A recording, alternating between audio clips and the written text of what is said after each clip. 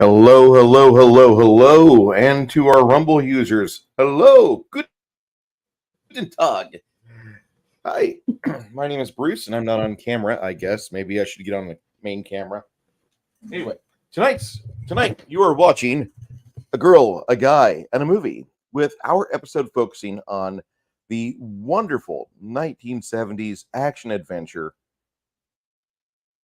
Jeremiah Johnson. Janet, how are you tonight? I'm good. How are you? Excellent. Had a good day for the most part. Has sad day a little bit with the loss of our the zaniest man in the show business, Paul Rubens passed. Yeah, Paul Rubens. And Mhm. I if you want to talk about that at the end of the show, that'd be great. But I that kicked me pretty hard today. Hi, Eric. Hello, Eric K. I'm so happy to Also in see you. our I've been chat. worried about you. Yeah, Thanks he's been for going through a stopping lot in. lately. Yeah, If you I guys have a know. nice, if anybody here in the Fandom Menace or Fellowship is anybody that has more than 3 weeks in watching these guys, you probably have seen our friend Mr. Eric K before, and he's been going through a rough patch. He got some positivity or some prayers, healing. Uh, throw his name in that vernacular, in that circuit for a while. He really is going through a lot of problems, and he just needs, I'd love to see the guy get back on his feet and be able to do all the travel that he wants to do and get all the things done he needs to, because the guy, he's an amazing mod. He's an amazing mensch for so many He people, never stops and working. never, no, he Yeah, he really works doesn't. 24/7. It's But probably his one of the reasons puppy's why so he got, cute. He's got an adorable yes, little puppy now. I'm happy for him. Mr. Culturally appropriate 6 Nation 31 Kings. Hello, sir. How are you? Hello. The Crafting Gamer. Hello, sir. And hello again. Hello there. All right. And for the handful of people that are watching us on Rumble, appreciate you guys being here. Janet is looking. I can't even pronounce it. What is Nope. it? How do you say it? Nope. I don't know. Yundui? Uodui. I Uodui. can't do it. Uodui. Well, I mean, she's got that Oh, squaw he's look about her probably right now. sleeping. Yeah, I'm wearing a little outfit that I thought looked as much like it, and then I braided my hair to have my and then I'm wearing some little like Eric, yeah. turquoise earrings. And she's quite the looker tonight. She's got some amazing duds on, has the great hair going on. Janet with the good hair, we always call her. And Thank you.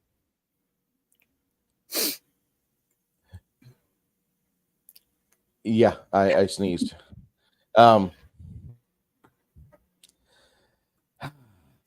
I'm glad that you right, like this movie, Bruce, because I can't believe you had never seen it before. Okay. I mean, your mom had to have liked Robert Redford a little. Very much. Okay, well, a lot of his stuff we've watched in the house. Growing up, it was one of the most revered actors, and then in 1994 or 1984 or 1986, when The Natural came out, we saw that in the theaters probably 3 times. There was a little theater house in Lincoln, Illinois, that was 13 miles from the house. And so you drive through Hillendale, get over there, and it was a really wide theater. Like, it was a 45-foot wide screen when we first got out there. And then they diced it into 2 pieces, and it became 2 20-foot screens. And it kind of sucked after that because they tried spiking it again. But yeah, we watched The Natural on that like 3 times in like a span of 2 weeks. It was that good of a movie. So we do like Robert Redford quite a bit, but I've never seen this movie. My mother The other one my mother loved was The Great Gatsby. But she's like Hmm. me. She loves the era of clothing and, all that, uh, the scenery and things like that from an older setting. And she loved Great Gatsby too with Robert Redford. So that was a good one. We'll have to watch it later It's a on. great film. Bois Dohi is beautiful in Hi, Cherokee Orange and Hat. Bwagi. Thank you for I stopping know a in. handful of words and phrases. It comes out like baby talk when I butcher it. It's all right. Mr. Orange Hat Reviews. Hello, sir. Janet, this is one of your more favorite films. Mhm. What when did you first see this movie? I don't remember when exactly it was. It was on, I think it was on TV or something my mom had. So I don't know if it was a VHS tape or something like that, I think. Or it might have been one of them big giant discs. I remember my dad loved those things. So he bought everything he could on those big discs. I don't remember what they were You called, had though. a Laserdisc player? My Your dad your had one. father. Yeah. Okay. He wanted everything. I mean, he had, 8 millimeter projector. I'll have to show you some cool cameras and stuff I brought home. A whole bunch of old cameras, really cool ones. I brought home from when I was working at my dad's a couple weeks ago when I went. So I'll have to show them to you because he was really into all that stuff. But the first time I saw it was with my mother, and she was showing it to her mom. So Sandy, I think it was Sandy and I, and another one of her friends were over there. So we all made popcorn, and don't laugh, but we used to get the big paper bags from the grocery store and pop a bunch of corn and put them in those, and then roll the top down a little bit, and then we'd just sit them in here and there between all of us, and we'd all, they had plenty of room for all the hands to go in. So that's what we did. And we used to do that too when my mom would take us to the drive-in. We used to make great big bags of popcorn, take them in there with us. Well, when you have 5 kids, Hello, the you gotta Sober save money. Irishman. Oh, Here's a new chatter. hi, Thank you, the Sober Irishman. Sober Irishman. Thank you for stopping in. Appreciate it. But That, my friends, yeah, is a that's the first unicorn. time I saw it. Take a screenshot. But do what?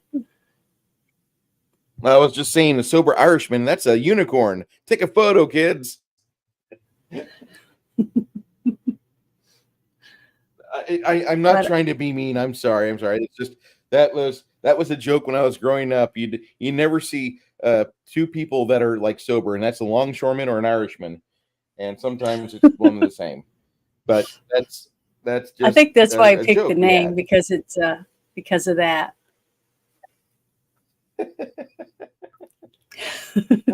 He's trying to understand what you mean too. It went way over my head. But A unicorn is no. It's just mm, you never see them in public. You never see them. They're rare. They're just like they're once in a lifetime. Get a photo of it. It'll never happen in your perception ever. Sorry, I'm not trying to yell. hi. Hey, And so what I was saying was, my mother loved Robert Redford, but she liked movies like this with the beautiful scenery and the clothing, like I do. I guess maybe that's why I'm into the older style movies, even though if they're made today, like The Great Gatsby, that Dracula movie that we watched. The era, the clothing, the style. You know the music that they play in it, all that type of stuff is very, I just love it. I just get immersed into it. So, and I loved the scenery in this movie. It was just breathtaking everywhere it looked. It looked like Utah, and it looked like Nevada. I mean, Colorado, Spokane, Washington, because my dad would take us out. Kathy and I, we'd have our own little pack on our back, and we had to carry all our stuff, all our gear, and everything ourselves. And man, a couple of times I'd sit down on a stump or whatever and fall backward, and I couldn't get back up. My dad would just come pick me up, stand me back up again. But it was wonderful. I mean, catching fresh trout and cooking it with a stick through it. over a fire. I mean, it's really good. I mean, I was so lucky to have such a great dad that would take us out and do stuff like that. But only two of us sisters like doing it. So it was nice. Didn't you get to do I that was kind of stuff when you were a kid? we went camping quite a bit. My family tried to be homeless as much as possible. And when I say that, I say that there was a challenge that the fish apparently told my family, and my family got Mm. offended. So we went to every hole we could find with water in it and tried to eradicate the fish population. So if there's something that I don't do a whole lot now, it's fish. It's nothing against fish. I love fish, but I last time I went fishing by myself. The last time I went fishing by myself, I was just kind of sad because I'm like, man, my uncle just died, and I'm thinking about right now when he took us over to Shelbyville, got us a really nice spot on Lake Shelbyville at Deer Creek, which that later came up into my life. Um, Deer Creek was my base of operations between Bloomington and Peoria, and Mm-hmm. that's a different thing than the Deer Creek Reservation or State Park at Effingham or Lake Shelbyville. But that's about 200 miles away. Lots of fun, lots of good times. But when I was in Texas last time I went fishing, I was by myself, and I'm thinking, man, I kind of wish my dad was here. My dad's still alive; he's still doing pretty healthy. But my uncle Mm-hmm. just passed. He had brain cancer, Oh. kind of like what one of our old senators had. But it just Mm-hmm. was a kind of one of those situations like, yeah, I'm not going to do this for a while. Well, the fact that you got to do that stuff, that's what I love, the parts where he's actually having to survive, when he first went up there, not really knowing what to do and how to shoot a gun. The first time he shot a gun, he missed it. And him trying to fish, and you could tell he was really That trying to was grab fish in a creek with snow. that And was it had to be frozen freezing over cold. damn near. Yeah, it was Yeah, beautiful. And that whole thing with when the Indian came up upon him and saw him, scrounging around in the creek trying to catch fish, and he had a whole string of fish hanging on his horse, on his saddle, and all that was just beautiful. It was so wonderful, just like I said, because my great grandmother was a Choctaw and lived on a reservation, and she told us stories. Well, not really her, because I didn't really get to meet her or anything, but my grandmother told us stories that her mother told about when she was a little girl, and how, like, when she caught the grouse, when he got his new wife, and she threw the rock and was able to hit the grouse in the head, things like that. I remember my grandma telling me stories like that. So that's why to me, it was more than just a movie. It was like little pieces of my ancestors' past, and I love that about it. For me, it was very personal, for memories of me. But that's why I just love the mountains and stuff. I love taking trips and doing things like that, getting to go do that, like in the Black Hills and stuff. now, yeah, but where I'm from, it's mainly flat. Like Shelbyville has some Hmm. hills around the lake, but that's because it's artificially been augmented that way. I don't think it was really a natural lake. I know Clinton Lake, which was 8 miles from home, that was definitely a man-made lake, and they made that for the Clinton power plant, which is a wonderful Hmm. source of nuclear energy. But Yeah. we like I said, we went to every fishing hole and every campsite when I was growing up in the 80s and 90s. So it Hmm. was it was very regular for us, but I never got really involved past fishing. Um, I didn't buy my first gun until I was a Texan because Illinois just is very prohibitive on gun purchases. Crafting Yeah. Gamer has a question here. He says, "Hey Bruce, would it Hmm. be selfish of me to pay for another video to watch so soon after the last one?" Um,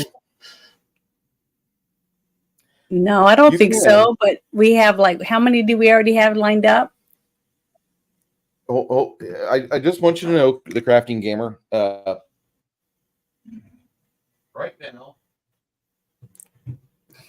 let me dox myself and show you what our screen or what our future is looking like. Well, Travis, I was reading that what you just posted about you just without the combative engines. We have to remember that back then there was a lot of hostile people that worked with the Indians. I think it was from Canada to get them to get rid of the settlers because they didn't want us to be free away from England. So there was a lot of they wanted that politics in there. They were paid for with wines and whiskey and rifles and ammunition to take people out. So it's sad, but politics was even involved back then. Okay, so here we are right now on Jeremiah Johnson. That's tonight. Next week, you are on holiday, so we are doing a paint and chill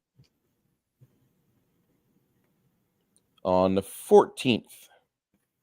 I believe 6 Nation 31 Kings has us watching Bugsy Malone. On the 12th, or on the 21st, my bad. Dyslexia, yay! A Girl Who Got a Movie is Dangerous Liaisons. And then on the 28th of August, A Bronx Tale.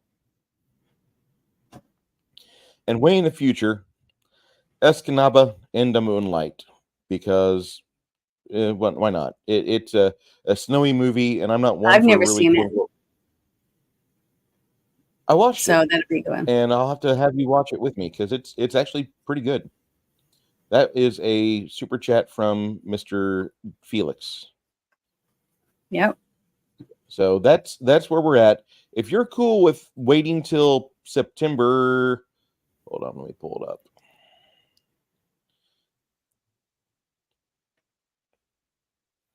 Yeah. Okay. So September 4th would be the soonest we'd be doing this, the crafting gamer. If you're okay with that, go ahead, log it in, and we'll get it all squared away. Yes, sir. Paint and chill on the 7th. Miss Janet is on holiday. I just want to make sure everybody knows that we would like to do scary stuff in October. I want to do like, really good scary movies. If we can do that, that'd be good. Because I like scary movies. Also, one of our chatters, Mr. Chris Mead, an amazing man, says, I met the tech advisor for the survival stuff for the Robert Redford material on the set of Jeremiah Johnson. Very nice man. Really nice guy, he says. Yeah. Fucking nerdy yums. I don't realize how That's much what my dad did.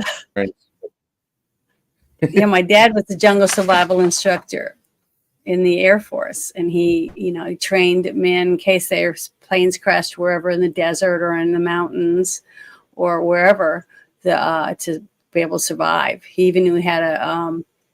He even did some technical stuff for the TV show Sea Hunt, the scuba diving stuff. My dad did some of that stuff in Turkey Point out in Florida. So I don't remember, dude. I was too little. I mean, I don't even know if I was even born yet. I don't remember when it happened, but I remember him telling us. And he had 2 of his tanks autographed by Lloyd Bridges or whatever. So I guess it was cool. But I went snorkeling a few times when we were down there. We'd go down and visit and stuff like that. And the one time I saw a giant grouper head, it was nothing after its head. There was a huge bite. I never went snorkeling there again. So I was scared of barracuda, and because barracuda attack you. So it was scary. Yeah, they're vicious. We caught a barracuda once, and yeah, that just trail it behind the boat. We'll get it to the shore and deal with it then. Don't bring it in the boat. There's too many fleshy people here. Yeah. Yeah. That's the pre-American colonization from the Anglos right there. It's not tribe versus tribe, it's tribe versus government. Then lots of backstabbing goes along with it. David's like, yay, a sweet paint and shell on the 7th. Yes, sir. Central Idaho, we had combative Well, I engine. wanted to say something about what he just said about all the backstabbing and stuff. Yeah, my great grandmother's family that was living on the reservation in Oklahoma, she was Choctaw. Their family was in their members of their families were in the Trail of Tears. So for years, we used to go every year and go to different sites through that, and then end up where they had them out on the big fields while they were waiting to find out where they were going to take them. So, and there's mounds out. They had their teepees and stuff up. So it's just not a good thing. And it cracks me up how the Indians just, don't whine and complain about all the stuff that other people seem to do in our country. And they live on reservations. I would love to have people that do a TV show and have people go live on a reservation for a show and find out what it's like for these people. But they won't do that. It'd be a lot of fun. But, yeah. Hungar, hello, sir. I hope you get some sleep. But until then, I hope you have some T-shirt sales and you have a very nice nurse put your face in her boobs. Yeah, Brewski. That'd be fun. Nothing wrong with that. No. God bless him. He's a hell of a man. He's nice. 31 Kings. Might ruin it for you if you say dude after every line Keanu says. Yeah. From dusk till dawn for October. Yeah. We'll see about that, sir. Hi, Hungar. All right. Well, Waxworks it is. This is what year was Waxworks made there in Crafting Gamer? I need to know. If you could put that in the chat, that would be fine. That would be fine. Great live stream. Yep.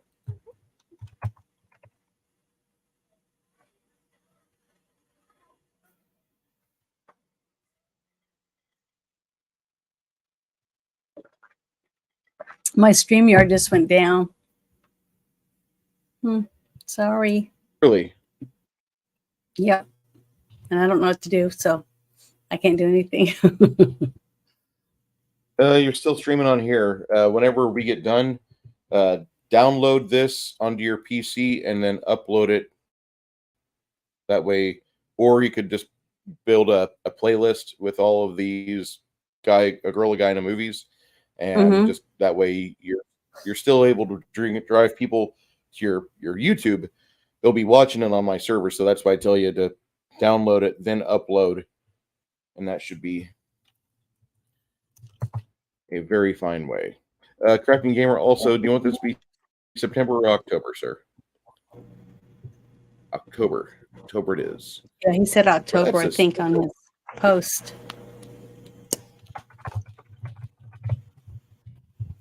Yeah, that's another good movie is the Event Horizon. There's so many good movies. Well, we're never going to run out. We're going to have so many movies. We're being a nursing home doing these shows. I'm pretty okay with this. I don't know about you, but I want to be busy. I don't want to be medicated. Me too. Yeah, me either. That's why I try to take care of myself, because I don't want to have to live in a home. I want to be able to live in an assisted living place, and with golf courses and stuff, even though I don't play golf. But I could drive people's carts for them or something. I don't know. I figure out something to do. That'd be fun. Play shuffleboard and stuff. All right. I just added the Hungar, the t-shirt link. So if you guys are interested in who Hungar is, check those out because he has some amazing t-shirts. He needs to upload really more fun. Too. Fellow Triggerfish is in the house. Warlock movies are good. Cheese. Julian Sands. Oh, man. Rest in peace, sir. What happened? Plastic Monsters, tongue-in-cheek humor. Do you remember the movie Warlock or Passenger 57? Hmm. Okay, Julian Sands But they was did a. find Julian Sand's body, so he did die They when he was did. out there hiking. Yes, Well, I'm thankful that they found him so that the family can me now too. not worry about him anymore. That's good. Happy about that. Roger Delaney. Oh, dude, Chris, you are going to get along so well with our friend Shadow from Shadow and Son. Roger Delaney is it falls out of his mouth when he first introduces himself to you. And then he will, if you know who Roger Delaney is, or if you talk about the Princess and Amber, if you have any passing knowledge, Shadow and Son will want to talk to you about that because he knew the man personally, and he was just a very big fanatic of Mr. Mhm. Zeleny, and he has a very, very good accredited bibliography behind his name. I do love Mr. Zeleny for what he did. Mhm. Zeleny. Yeah. Yes. Others in our chat have read this book. Oh, yikes.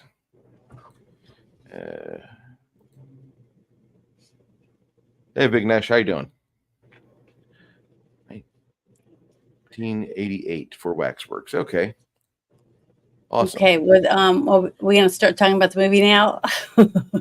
We are. We're Okay. looks like there's some Because when he YouTube. first got off the boat and the song started playing and the gentleman was singing, I remember noticing his coat, his pea coat that he was wearing, but his pants, I could tell they were like from the Civil War.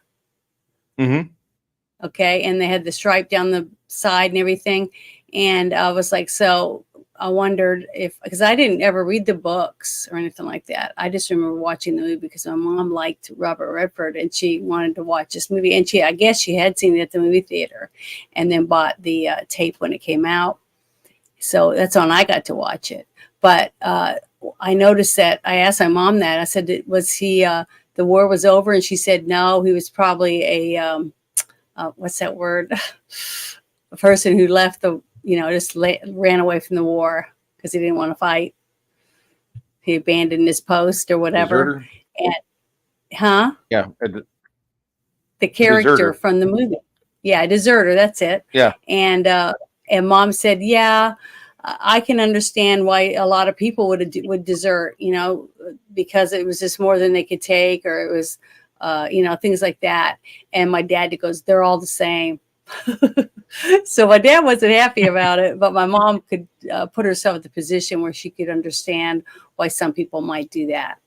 And I didn't really understand what it meant or anything, but that's what hit me the other night when we watched it. I was like, I remembered that. I remembered seeing him with those pants on and knowing that he had, left his post or whatever. And just like that one kid or whatever it was, we were talking about him the other night that just abandoned his post, Mm-hmm. and then it endangered other people that were trying to find him. So, Yeah. sad. It's a sad thing to talk about, but they don't really talk about it, but you definitely start to root for him in the movie. So to me, that is a bigger character arc for him, because supposedly he was a coward, what people would think or say about him, because he deserted the military and then ran off to the mountains, and he barely made it. I mean, you saw him, and he was in the freezing cold and he had rags wrapped around his hands, and he was jumping around in a creek trying to catch trout because he had no fishing stuff or whatever. And he earned his stripes basically, living that way. So to me, I think that was a good character arc for him. Just that part of it, from abandoning what his service, his duty, or whatever for his country, or whichever side he was on, and then trying to live as a man in the mountains because that was the only place he could go. So, but then later on, when those people came, the military people, and they asked him, Jeremiah Johnson, is that you? We were told we could find you up here to help us through the wherever to find those people that were stranded. And they didn't say anything about him. So, I didn't really understand any of that part of it. But I guess it was because the war had been over for a while. So, because I don't know how long for sure he'd been up there. But reading about it afterward, about his wife being pregnant and the other little boy that he had, things like that, that was very interesting to read a little bit more about what was going on. Because that's what I said. I'm glad they left it out, because I don't think my mom would ever let me watch it, if it had some of that other stuff in it. So it was, I remember, not understanding a lot of it. You know what I mean? I don't remember how old I was. And I can't ask my mom because she's not around anymore. So I don't remember how old I was, but I did understand most of what things that were going on, and how hard it was. But my dad had taken me to things, showed me how to make a rabbit snare and just little things, and then he'd take branches and he would hollow out little holes in the tree. And then he would take 2 branches and cut them and put points on them, and then stick the hole into the holes, bend it a little bit and stick it in the holes and make a couple of them. And you could sit on them. So you go to the bathroom out in the woods and you have a little hole in the bottom, and, dig some hole underneath, and you go to the bathroom. And then when you leave, you bury it and no one would know you were there. So he tried to show us how to use branches to cover your tracks. All kinds of things. So he made it really fun, for my sister and I, Kathy and I would go, because the other sisters didn't want to go. But that's why I thought it was so cool to watch him do those things. Do what? One of my friends from the gaming scene, Patty's Parlor Games, is in the Rumble chat. He says, "I love Jeremiah Johnson. Great film. Anyone could figure out how to survive in the wilderness. And with a woman he doesn't communicate well with. Not that any man truly understands a woman, but they should love the endless endeavor of understanding their favorite one." Boy, no true words have ever been spoken.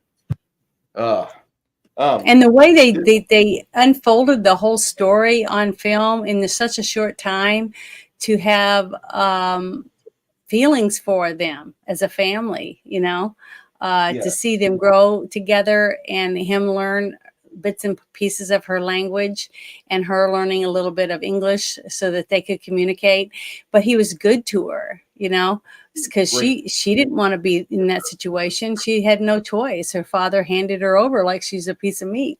So I thought it was really good. Even as a woman, to see that she had to, was betrothed to someone and she didn't get to choose it, but she was lucky to get a man that treated her with respect. Because like the other man that he talked to, the mountain man that liked grizzlies, when he talked about his that he didn't like, and well, the reason she was probably mean to him is because he was an asshole. It's probably, you know what I mean? So, Yeah, I completely saw that. I would think that, just, as a woman's the mountain perspective. The mountain men that I've always read about, they were never like the life of the party. If they were life of the party, they would have been back in civilization, hanging out, getting drunk, and wearing belt buckles on their hats. But instead, here they are in the middle of Montana, and ain't got no neighbors, don't have no worries except for like the occasional raid which comes in, and it's kind of a different lifestyle than what you could expect in civilized America, which it should. Yeah, but the thing is, most of the characters in this story, the men that were alone, by themselves, they seem to have had like some type of past. So they were trying to escape something, get away from something. But then you met the woman, the crazy woman whose children were slaughtered by the what was it, the Blackfoot Indians. And then you met the other man. Oh, the Crow. Okay, the Crow. The Blackfoots are where his wife came from then, right? And so, but the Crow came, and then they wouldn't go back because that woman was still there. But when she died, they would come back, but they weren't coming there to hurt them. They were leaving pieces of tribute to the statue for Jeremiah Johnson because he was such a warrior, and maybe they were doing it as a hoping that their gods would be good to them and let them win, or Yeah, overpower him somehow, something like that. It was very I interesting, the think whole after the thing. seventh, I think after the seventh or eighth Dead Crow Warrior, I Mhm. think they literally were just they lost their will to fight. I think that was completely how they managed to last that long. I mean, it didn't seem like they were, sending waves of troops at him. They were sending one at a time, and he's, kind of able to deal with them pretty well. But after like the eighth or tenth one that they sent, they're like, "We're Mhm. done. We can't sustain this. We're all going to die if we keep trying to kill this man." And then they start giving the tribute. I thought that was yeah. Spoiler alert. Sorry, kids, but this movie is so fan freaking tastic. I'm going to gush about this film right now. I'm going to talk about how the director. I didn't see a real director of photography on the IMDb, Mhm. but it looked like the director was really in good contact with Robert Redford, and they were able to bring this movie from just like a fever dream to reality with just a couple months of online filming.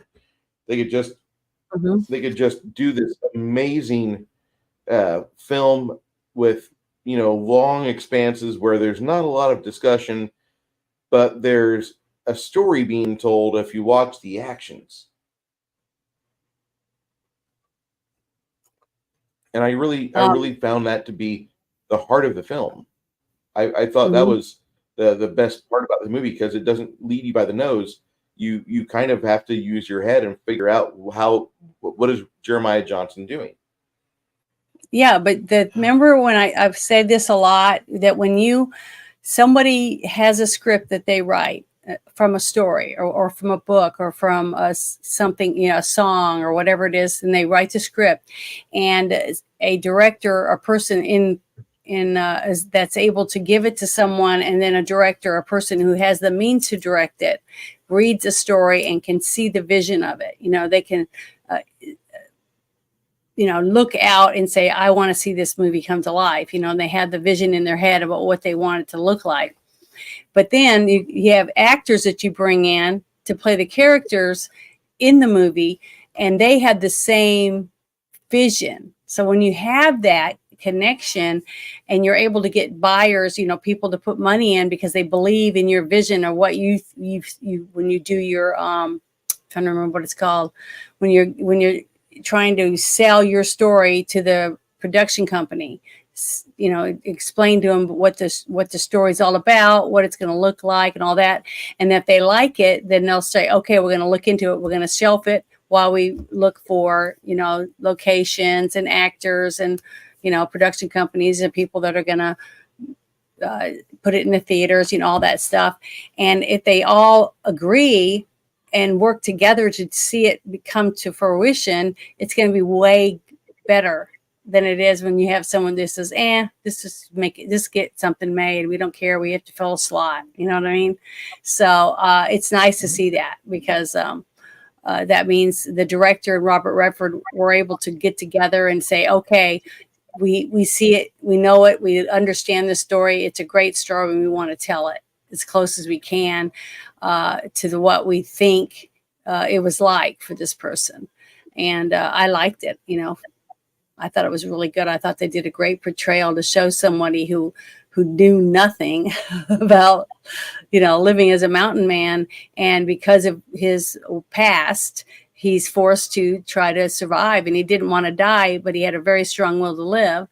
And over time he learned, and he was able to be successful at it. And then during his time there, he was liked by a lot of the Indian tribes because he was a good man and was honest. And because of that, he was given a wife as a gift. So at first he was like, no way, but he already had a kid. He had it. And in the situation, by him getting the boy, he wasn't expecting to get the child. and he didn't even know there was a live child, because when he rode up on his horse, she was out trying to put the shoes on one of her children and then bonded on another one that had been scalped, and they were both dead. So, and I cried. I don't know if you heard me, but I was crying because it was really just heartbreaking just to even try to put I'll myself be right back. in that I position. apologize. Oh, okay.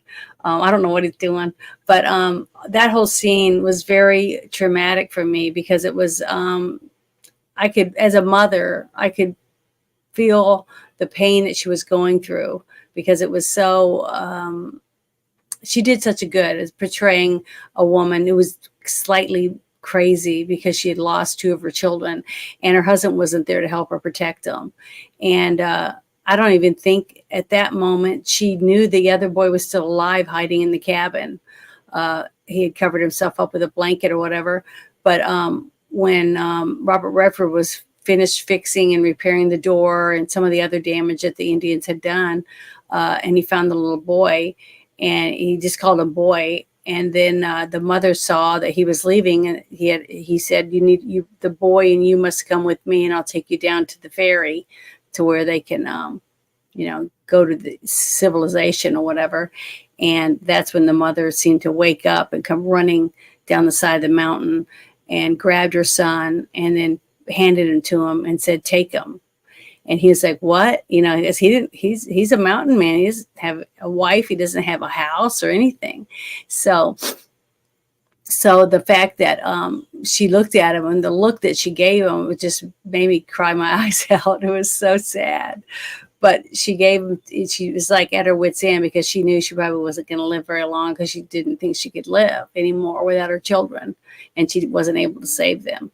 So that whole thing was really, really gut-wrenching for me. But the little boy, he never spoke a word in the whole movie. He did a great job at playing a boy that had went through some horrible trauma. And it was starting to come out of it when Robert Redford's character built the home for them, him and his new wife, this Indian daughter, princess, or whatever you want to call it, the chief's daughter.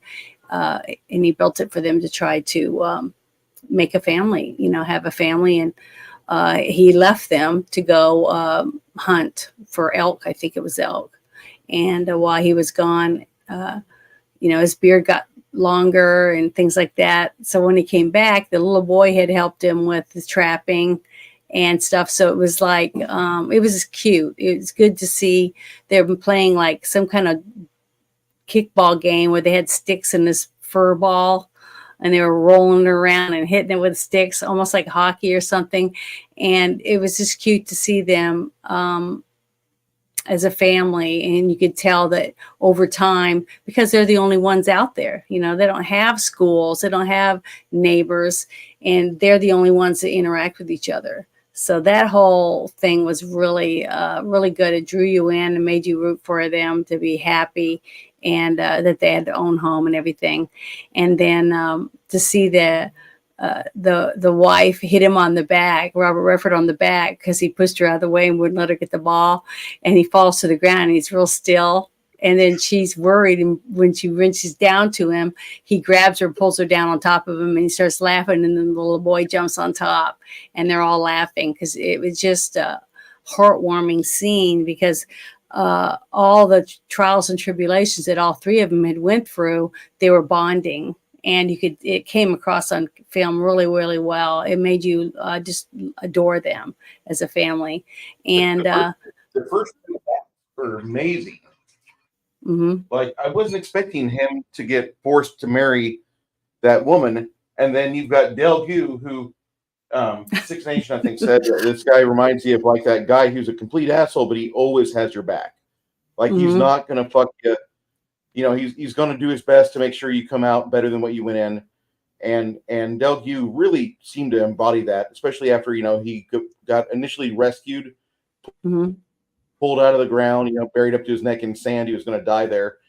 And Del Gue gives him, pretty much like a translation of what's going on between him and the Flatheads. And Jeremiah's not ready for this. He's just now kind of getting used to life out in the middle of the wilderness. And now you're going to give him a woman who he can't even communicate with. and then I'll take care, have a good marriage. I'll see you next season, and Mm-hmm. that's all that happens with that storyline. But then he's got this young boy that he doesn't speak much at all, traumatized, just completely unable He never to spoke, communicate or Bruce. ever. The little boy never He never spoke. did. He didn't speak one word. He laughed a little bit when giggled when they were playing Yeah. the game with the ball.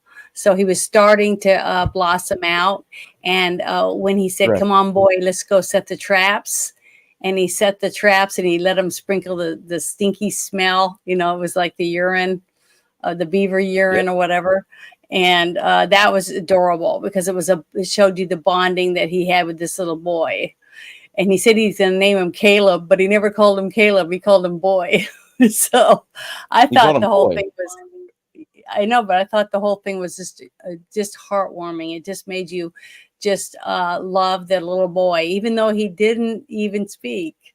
He did such a good job as this boy that had been traumatized so bad by seeing his family slaughtered, basically in front of him. So it was, and the one part where he's with Jeremiah Johnson and the other gentleman, they're going to sneak down and try to get his pony back and his skins or whatever, and he tries to grab him by the around the waist, Mm-hmm. and he says, "No, stay here with the animals," or like that, and you could see the boy didn't want him to leave because he was bonding with him. So I just thought it was really, really good. And I think the director did a great job at getting us, the viewer, to see the direction he was taking us to. Because if you don't love your characters, you don't give a crap if they die or whether they win, you're not invested in the movie. So by them making you love the characters, I mean, you're invested in them. So now when trauma happens, you're rooting for them, So when his when Uh-oh. families Janet? and he Okay. You cut out for 4 seconds. I'm sorry. When It's okay. the What were you military saying? I'm sorry, but do you want to talk about that first and then we'll finish that part? Let me give just a break real quick here. We have a $20 super chat from convicted JHG 76, Mr. John, I believe. Appreciate you Mhm. being here, sir. He says, give a sticker, says, "You are amazing. Sir, please confer with Janet when you want to be on. Appreciate you. You've helped fund the channel for a month, basically, and you didn't have to do that. I really do appreciate you, sir. Thank you. Thank you. Yes, I'd appreciate it. like to give him a handshake one of these days. He seems like a very nice man. Doesn't have to do that. Mhm. That's not a requirement for this channel. Appreciate you, though. Yeah. Yeah, very Okay, so much. anyway, you're talking about Caleb coming out of his shell and he's getting like used to life, and you get to see this bigger picture that the director has given us a chance to where Jeremiah is going to Because have. even the mother, the Indian girl, was bonding with him because she had made him a new outfit. Remember, he had those tattered old pullovers or whatever that his mother had him in. And then later, when they're playing out there with the stickball game, he's wearing an outfit more of like an Indian attire, like what Del Q was wearing, the leather shirt with the little embroideries and stuff on it, because she would embellish it with some beads or threads or things like that. And the little boy was wearing that, with his other coat over it when it was cold, but he had those clothes on when they were out there playing. So she was bonding with him too. It wasn't just Jeremiah Johnson. It was also her as a mother, as a mother figure for this young boy who lost his family because of Indians. So his whole thing was just really a really horrible tragedy for him. But she was almost in the same position. I mean, she didn't lose anyone, but she was forced to go with a total stranger and be his wife. She didn't know anything about him. And she was lucky that it was a decent man, that he treated her good. But that whole thing is, we're building it up for the character arc. hmm And it seemed like What? he really treated her well. He treated her like a queen. He didn't try to force himself on her. There was a little bit. You could see there was some real affection there between the two characters. And in reality, she celebrated her first wedding anniversary on the shoot of this movie. Hmm. So that seemed like it was pretty impressive. The I the lady laughed who in that. portrayed Della. Yeah, I Good. laughed on the part where she made the food and she was making that flatbread, and hmm he went over and he picked up a piece and he took a bite, and then he went, 'cause it was terrible, horrible food. Then he goes and tells the boy, "Go over there to eat." And then when he sits down, she's trying to give him another, and he says, "No, I'm full." Trying to act macho. And then he sits down by the tree, and he was like, and she started praying because she was a Christian, and he was like, he's talking to her, trying to get her to talk, and he goes, are you religious?" And she's like, and he made her nod her head, and she's not liking him grabbing her and stuff, and she's like, trying to pull away from him. But she said yes, because he was telling her to say yes. So he's like, I'm a real man, macho man, or whatever it was he was saying. And he goes, yes. And she said yes. So that was a really good scene, because men are proud of themselves, and it's hard for someone to praise them when they can't even speak their language. So I thought that was just a really cute bonding between him and the woman, because he was starting to accept her, that, okay, you got a nice woman here. She's going to feed me and try to take care of me and sew my clothes and, take care of me. And what man doesn't want that? And that's basically the gender roles are typical from beginning of time, that the female takes care of the family in the home, uh, and does the small things like pick berries or whatever. And then you saw later when she picked up the rock, when she tried to get him to stop to shoot his weapon, and she showed him how she could throw a rock and hit the grouse in the head and get them something to eat that wasn't wasting a bullet. So they all pitched in, to help build their house and to make it a home where everybody had their jobs they had to do and things like that. And that, to me, I thought was really, really good character arcs for all of them, showing their growth as a family, even though not one of them picked to be there, but they were all there and they made the best of it. I thought that was really, really good. Yeah. If I mean, this movie is based on the life of a real individual that he actually was Hmm. a crow killer. They called him the liver eater. Hmm. Um, I found this movie to be very interesting because it was based on a series of true events, Hmm. and I don't think it really went too far off course, because the Hmm. majority of the events that happened in the movie may not have happened verbatim, but they still mainly happened. The crow eventually did settle after losing numerous times to this wild mountain man.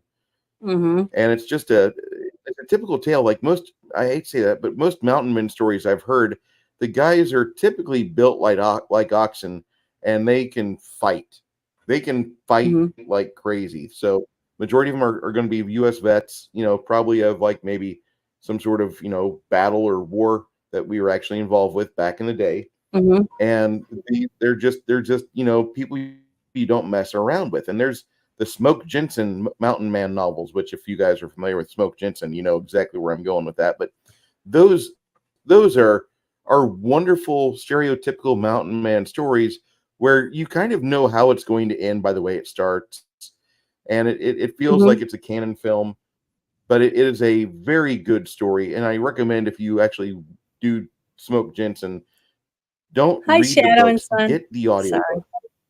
Sorry. Hey, Shadow and Sun, how you doing, sir? Well, the Uh, thing we is, had a that when, oh, sorry. no, I was just going to mention the Shadow real quick. We had a fellow friend of his, who he was a very large Roger Zeleny movie, or Zeleny Nine Princes in Amber fanatic. He was just here in a chat maybe 7 minutes ago. Okay, Janet, I'm Mm-hmm. done.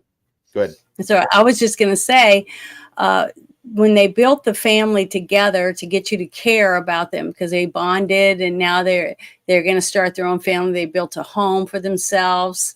She was planting a garden, it was a home, and the little boy had learned how to set the traps for the beavers and to catch rabbits and things like that. And he was going to go out and he'd chop the firewood and get the big elk and stuff so they could have jerky and whatever else they need to have. So then here comes the soldiers, and they're there because they're trying to save 3 wagon loads of women and children that were trapped in the canyon, and they were snowed in, and they were starving. And so I guess one person left to go get help, to bring help back to them. So they stopped and asked him, Jeremiah Johnson, if he would help them and to get through the woods and to through the right direction or whatever, the right trails or whatever, to be able to save those people. And they kind of guilted him into it. But when they was going and they came up to the burial site for I think, was it for the crow? Do you remember? Yes. I think it was And the crow. I think it was the crow, because they were the meanest ones in this movie, I guess. And he said, "We can't go through here. This is a sacred burial ground." And the guy was like, "Well, if we take another route, how far away will it go?" And he goes, "About 20 miles." And he goes, "Well, we're just gonna go through anyways, without you. And what's our chances?" And he said, "Probably next to nothing, that they wouldn't make it through, find their way without him." So that whole thing, that them going through, and he makes them go through single file, is trying to be as gracious as he could to not defile the graveyard. So hoping that would make a difference to the spirits or whatever, right? And so once he goes, and then on the way back, I was thinking, why are you going back that way? Why don't you go around? Don't go back through it again. So, and he knew that once he was halfway through that graveyard, that something bad was going to happen, because he just had that feeling, a dread, because you could see it on his face. And then he just starts riding his horse like crazy to get back home. And then when he gets there, his son and wife are murdered. They've been scalped and killed by the Indians. So he sits there for days, in that one spot, just staring, like the woman, the crazy woman. He's broken. He's a broken man. He's lost everything. I'm gonna get emotional thinking about it. It's so sad. But he lost everything he'd worked so hard for. He finally found out what it was like to actually be a man, to have a family that relied on him, that take care of, and he failed them, So it was just really devastating for the people watching, and for him, for his character. So once his horse comes up to the door and he's pawing the ground and making noise, breathing heavy and stuff, it snaps him out of it, and he sees the horse and he realizes that he's got to do something. He's got to bury his family. So he wraps him in blankets and lays him in the bed, and he pretty much burns everything that they'd built together. He leaves it. He just takes his horse and his guns and he leaves. But he follows the trail of the Indians that had slaughtered his family, and then he gets revenge, and he kills all of them except for one. And the one that got away, that was singing his death song, knowing he was about to die, and he just passed out because he had gotten stabbed in the back. So by letting that one live, basically, he went back and told him this is him, and he's the one that did it, and whatever. And he had slaughtered all those Indians. So they started sending, death dealers out to him. That's what I would call them, to kill him. And that's why from that moment on, he was fighting for his life. It was a war to attrition, is what I felt it was. Because if he would have been not quite as accurate, if he hadn't been not quite as punchy, he would have been just another unmarked grave that somebody else would have made, or end up like Hatchet Jack. I don't. Yeah, because they would have just left him I there. They wouldn't have buried him or anything. They have no respect for him. no, none. So, That right was off the something that kind bat, of upset me. Go do ahead. what? Oh no, what was No, go kind of ahead. upsetting was that the movie starts off and he recognizes that there's a man that's frozen up ahead, and we don't really Mhm. go over that man or even his rifle later. We don't even discuss that much. That it's like 7 lines of dialogue, and after that it's over. No, It's when it. he met the bald guy that he saved, that he dug out of the No, dirt. you, He's no, like, "Oh, yeah, you have Hatchet Jack's rifle." So old he knew who he rifle. was, Yeah, and they talked about there's him, seven and lines then where he they told him discuss he that had rifle. died. Yeah. Yeah, So, that rifle gets 7 lines in the entire film, and it should have no offense, but I really am after reading about it last night. I'm a big fan of mhm, that rifle. That rifle could be really kick ass. That could be a rifle you'd see Charles Bronson with and think nothing of mhm, it. It was mhm. that good of a rifle. Yeah. There's a lot of But the demand thing for is, those, you got to by the way. remember in the mountains, let's say that Jeremiah ran into someone and he was wearing that white coat that the grizzly guy wore. He would see that it was someone else was wearing his coat. Because see, only there's only a few people that actually interact up there. Okay. So over time, you're going to get to know these people, you know, because you're hunting for elk or you're looking for grizzly or whatever it is, trapping, and you're going to say, "Oh, that's so and so," and you meet them, and you might trade jerky or salt or whatever it is that you have, and you get to know that person. So the fact that he read that paper or that piece of skin that he had written on about who he was, and since you found me, that he said he prayed that an Indian wasn't the one to find and take his gun. That he would be a white man. So I thought it was really good. It was he got his wish. His dying wish was a white man would get his rifle. So basically, that's what happened. So his wish was fulfilled. Okay. And he died, but he killed the bear that killed him, just like you said. So he died an honorable death for a mountain man, and another man got his gun, and it continued on. So the legacy continued on with Jeremiah Johnson, and then he told DQ about him, and DQ was like, "Oh wow," because he knew him because he knew that weapon. So I thought it was really good the way they did that and honored him by talking about his rifle, which meant everything to him. See what I mean? Does I do. that make sense? I makes a lot of sense. I just wish they would have gone into a little more detail about the rifle and showed it off more, because that rifle's badass. It really is. It's Well, they mainly, didn't from really what have I to show understand. it off. They just had to talk about it. So any man or woman that's into rifles and in weapons and things like that are going to understand how important that weapon was to them back then. So that to me is an honor in itself for Mhm. the movie. How many movies have you been to? Even John Wick doesn't sit and talk about his weapons, like that for 7 minutes or I seven really wish he would. lines. I really Well, wish he maybe would. maybe the next time they make something like that, they will talk about something more like that. But it didn't really need it for this movie. They gave praise to the man who had the weapon, and the weapon lived on because Jeremiah Johnson found it. So I thought it was really good for me, for his legacy as a mountain man.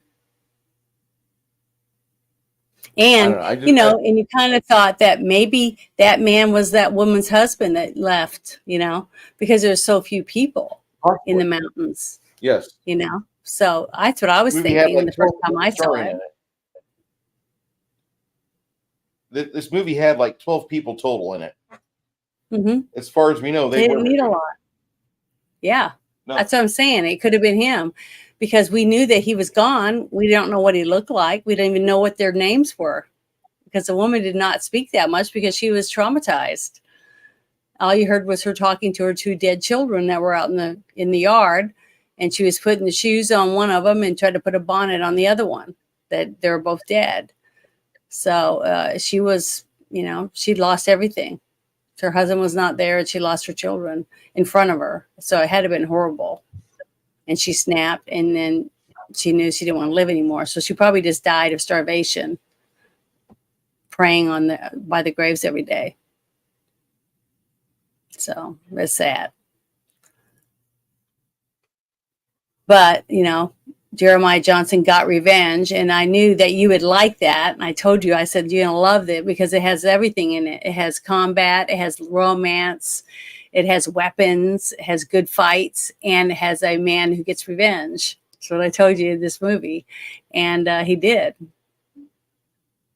And it was deserved because he was trying to help someone else, but because they weren't of the right skin color, the other Indians didn't care. So. And they killed their own too. So there you go. Man kills their own. It doesn't matter if you're a white, brown, or red.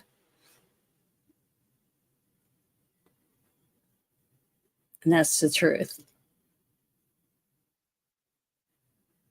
Yeah, he says they don't really make movies like Jeremiah Johnson any longer. This is the closest thing to it, I might say, which would be Deadwood on HBO. Mm-hmm. I love Deadwood. It was an excellently made series. But that's what I'm saying. There's still talent out there. For some reason, that the ones that want to make good stuff like Deadwood, they just can't get the funding. For some reason. I mean, I wish I was rich, man. I'd be rich, sure, because I would be investing in some good stuff, good quality entertainment, and take all the bullshit woke shit out of it and just let stories be told. You could actually make a living. These people could actually make money making movies people want to see or TV shows. It's just sad to me. I see all this great stuff from the past and wonder what happened. What happened to Hollywood? Even Robert Redford, he was a liberal, but he made great movies, because he cared about entertainment. Just like, what's the other guy from Waterworld? What's his name?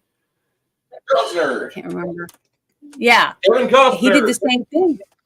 So, but like the movie I got you to watch, Mr. Damn it, and I can't remember the name of it. Oh, the one he was a serial killer with Demi Moore. Mr. Brooks. Mr. Brooks. And that was a really good movie. Okay. And it had action. It just had so much stuff in it. And he was a liberal and he was in that movie too. And he wanted to see this movie come to life. It was important, to see it come to life on screen. So just because you're a liberal doesn't mean you don't want to make good content. So I don't understand what happened to just take every single movie house that just wants to just go belly up, make shit. It just does not make any sense to me at all. It's the World Economic Forum, mm-hmm. and it's that ESG money, Janet. I don't know if you understand that or not. I don't. Apparently I don't. Very well. Because how can you go so long, year after year after year, losing more and more money and having to prop everything up with fake money? Sooner or later, the people that invest will have to say, hey, we're tired of losing money. We want some money. We want to make real money. I got to buy a new house, or I got another wife. Another ex-wife I got to give money to. I need some more money. So let's make something that makes money. I just can't believe a movie like the Barbie movie made $100 million, just $100 billion or whatever it was that it made. It's like, I don't know a single man that would go see that unless they're cucked, period. We got a world full of cucks. That's what we got. And I want a Jeremiah Johnson. You see what I mean? That's the difference. I want a real man, a man that's not afraid to be a man. It's just pathetic. I just don't. I mean, to me, our character arc went limp. You know what I mean? It's terrible. I do not understand it. And I've worked in it, and I still don't get it. Because most people I work with, you're sitting around talking and holding. We're not talking about how cucked everybody is. We're talking about how high our taxes are, how we want to keep more money, how we wish the government was smaller and they'd stay out of our business. That doesn't sound like liberals to me. So where are they coming from? It's all the upper people that don't really do anything. They're just executives. They don't understand how shitty their shitty movie is because they don't watch it, or some, I don't know. There's a huge disconnect and doesn't make any sense. Because you could have good movies like this one actually being made. Because I'm telling you right now, there are tons and tons of screenwriters out there. There's hundreds of websites you can go to for screenwriters, and there's tons of good stories out there, tons of them.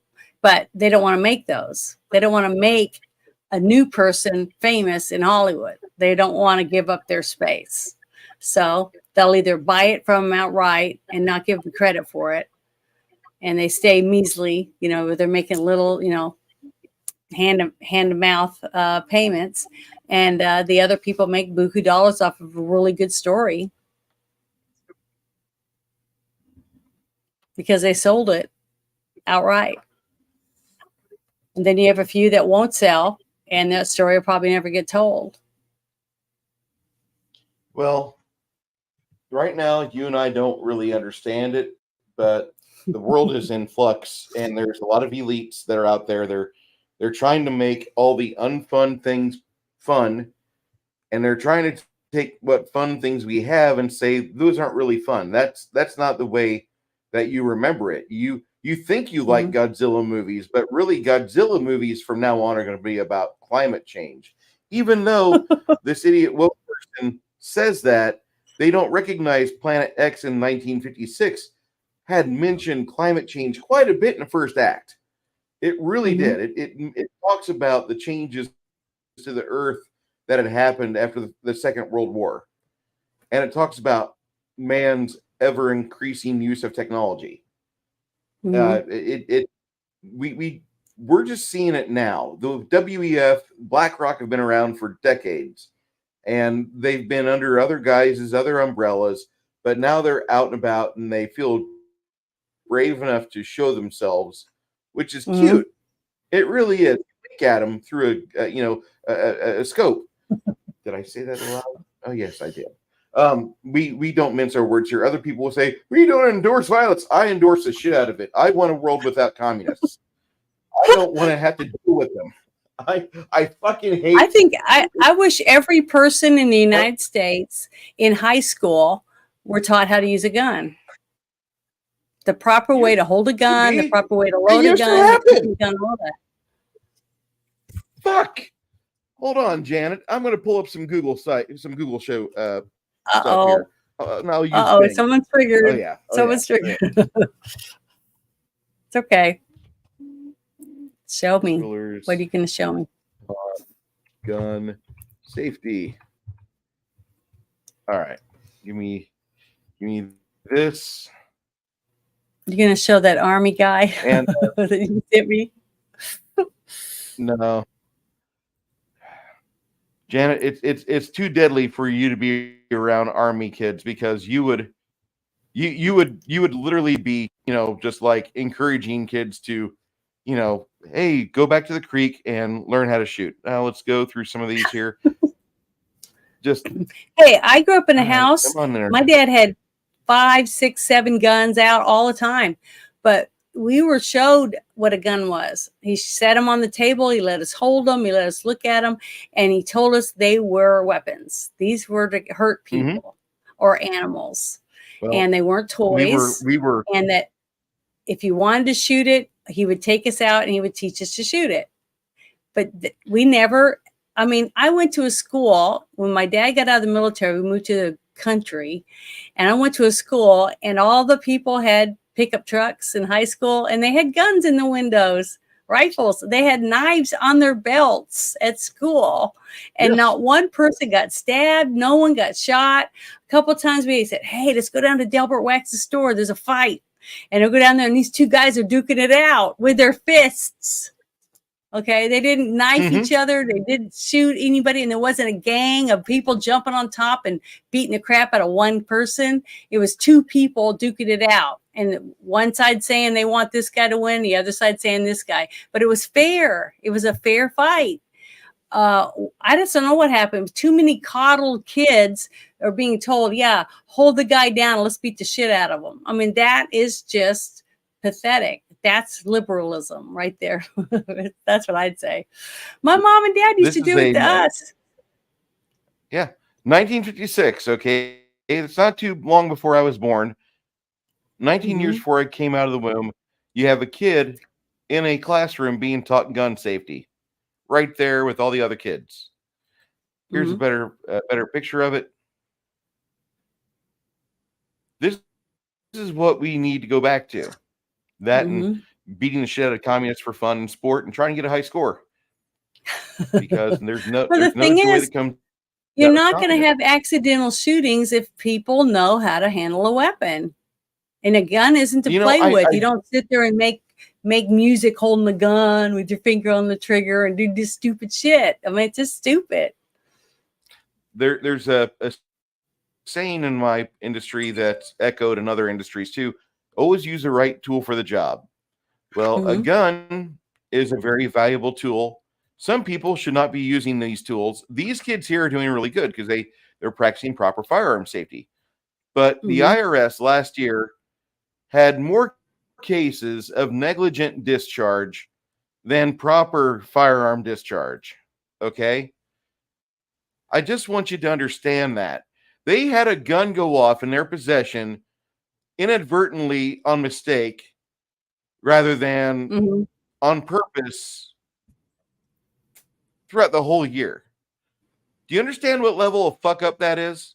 And these are the people that want Biden to, have another 4 years, which is why I say putting communists in the ground is a good thing because they're not good for America. They are good for your soil. There's lots of soy. They'll be good for your plants.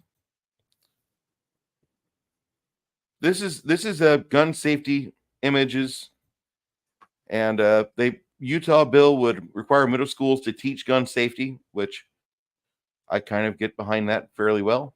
But I want us to go back to things like this because I think teaching kids the right way would be one hell of a good wake up call for us to have.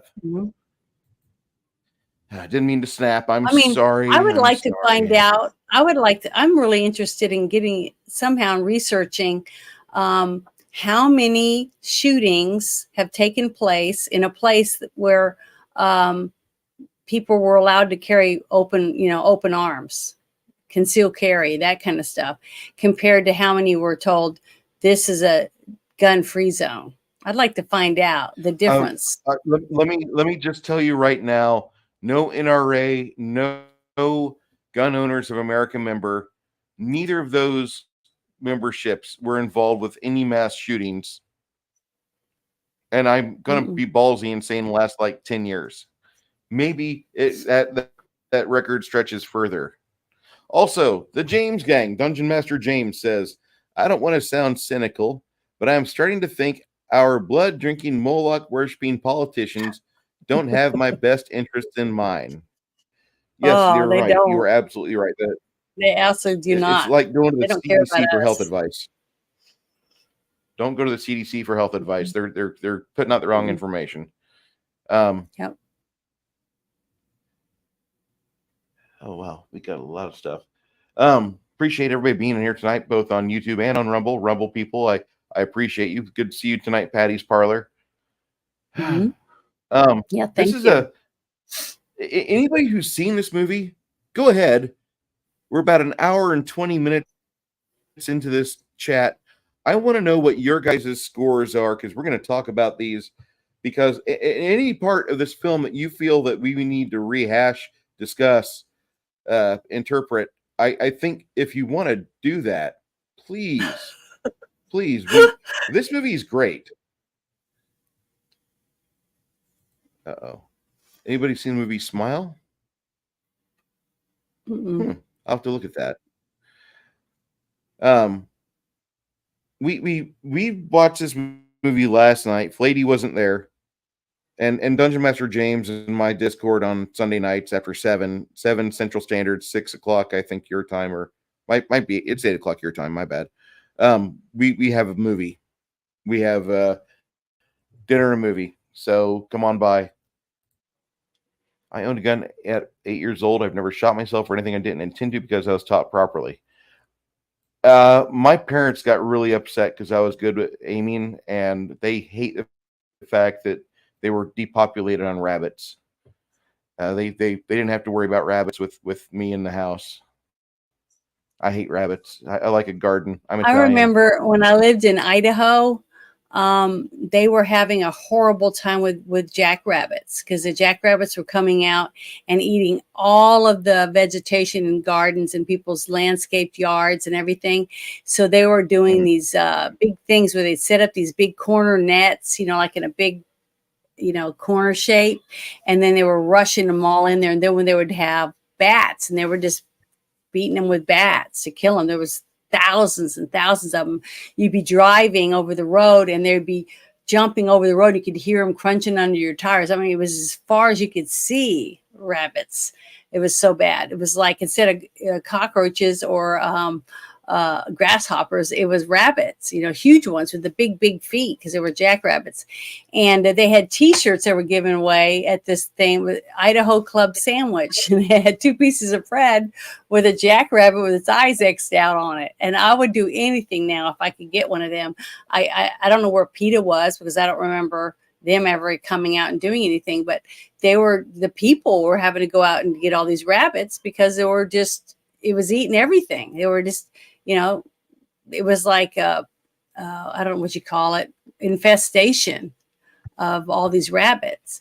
So, and I don't remember what year it was. It probably happens every so often because, you don't have enough wolves. You don't have any other predators. They're just taking out all the rabbits. So they just breed like rabbits. So you got so many rabbits, you can't get rid of them all. So, that would be smart. I We mean, rabbit's pretty good. I like rabbit. You just eat them. I discovered I don't like the taste of rabbit, but I enjoy shooting them, and I got really good I at like the getting through taste the of eyeball. rabbit. Too gamey Roast for me. rabbit's really It only good. holds up for me. It holds up in a pot roast, but that's about it. This is a Autumn's Armory YouTube, Mhm. and I'm gonna Yeah. just copy this and throw it in chat. But this young girl, youth focused shooting. This is how to properly parent. Okay, they do a dad and daughter competition with MCKs. Can my arsenal defeat a welder? Looks like a young kid, like maybe 8, 9 years old, and she Mhm. just goes through the basics of gun safety and shows you how to shoot.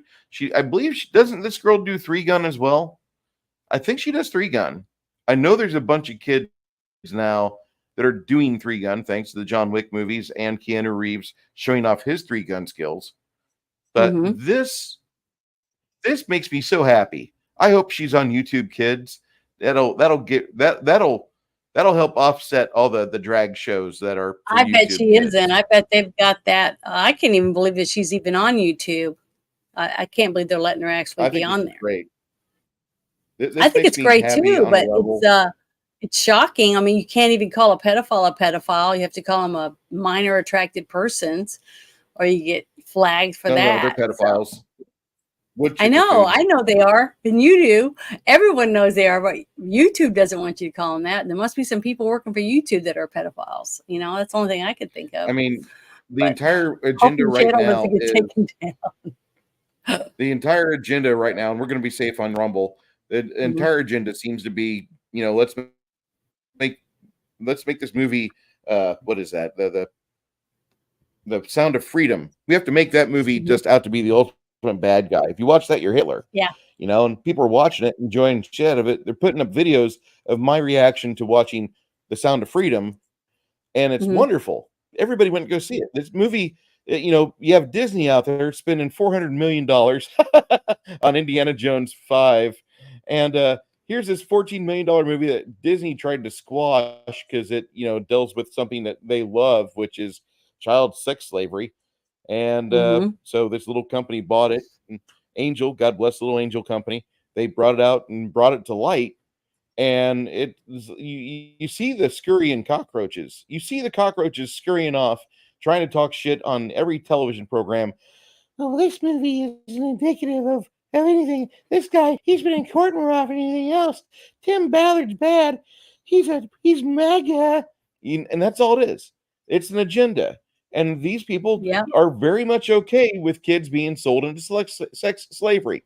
They're very much okay with Well, missing see, children getting thrown in you have to ditches. remember, That's these are the same people that are willing to pay yeah, $900 for a pair of Nikes that are made by little kids in a sweatshop. Okay. So yeah. it's not that big of a leap. These people don't care. Okay. Cause it isn't them. It isn't their kids. So they don't give a shit. They don't give a shit if a kid's being raped 12 times a day. It's no skin off their teeth. They got their nice Nikes on. That's the disgusting fact about it. Okay. You can sell a bag of Coke and heroin once, but you can sell a kid over and over again. That's all the cartel cares about. That's So, disgusting. sorry that we shouldn't be talking about this because we're supposed to be talking about a great movie. Oh no, it's absolutely fine. One, I'm pretty much I get unafraid. fired up Oh when it no, comes I to might this lose my shit. YouTube. Well, My you know YouTube how can I go am away about tomorrow, and I kids might and lose sleep on it. this stuff.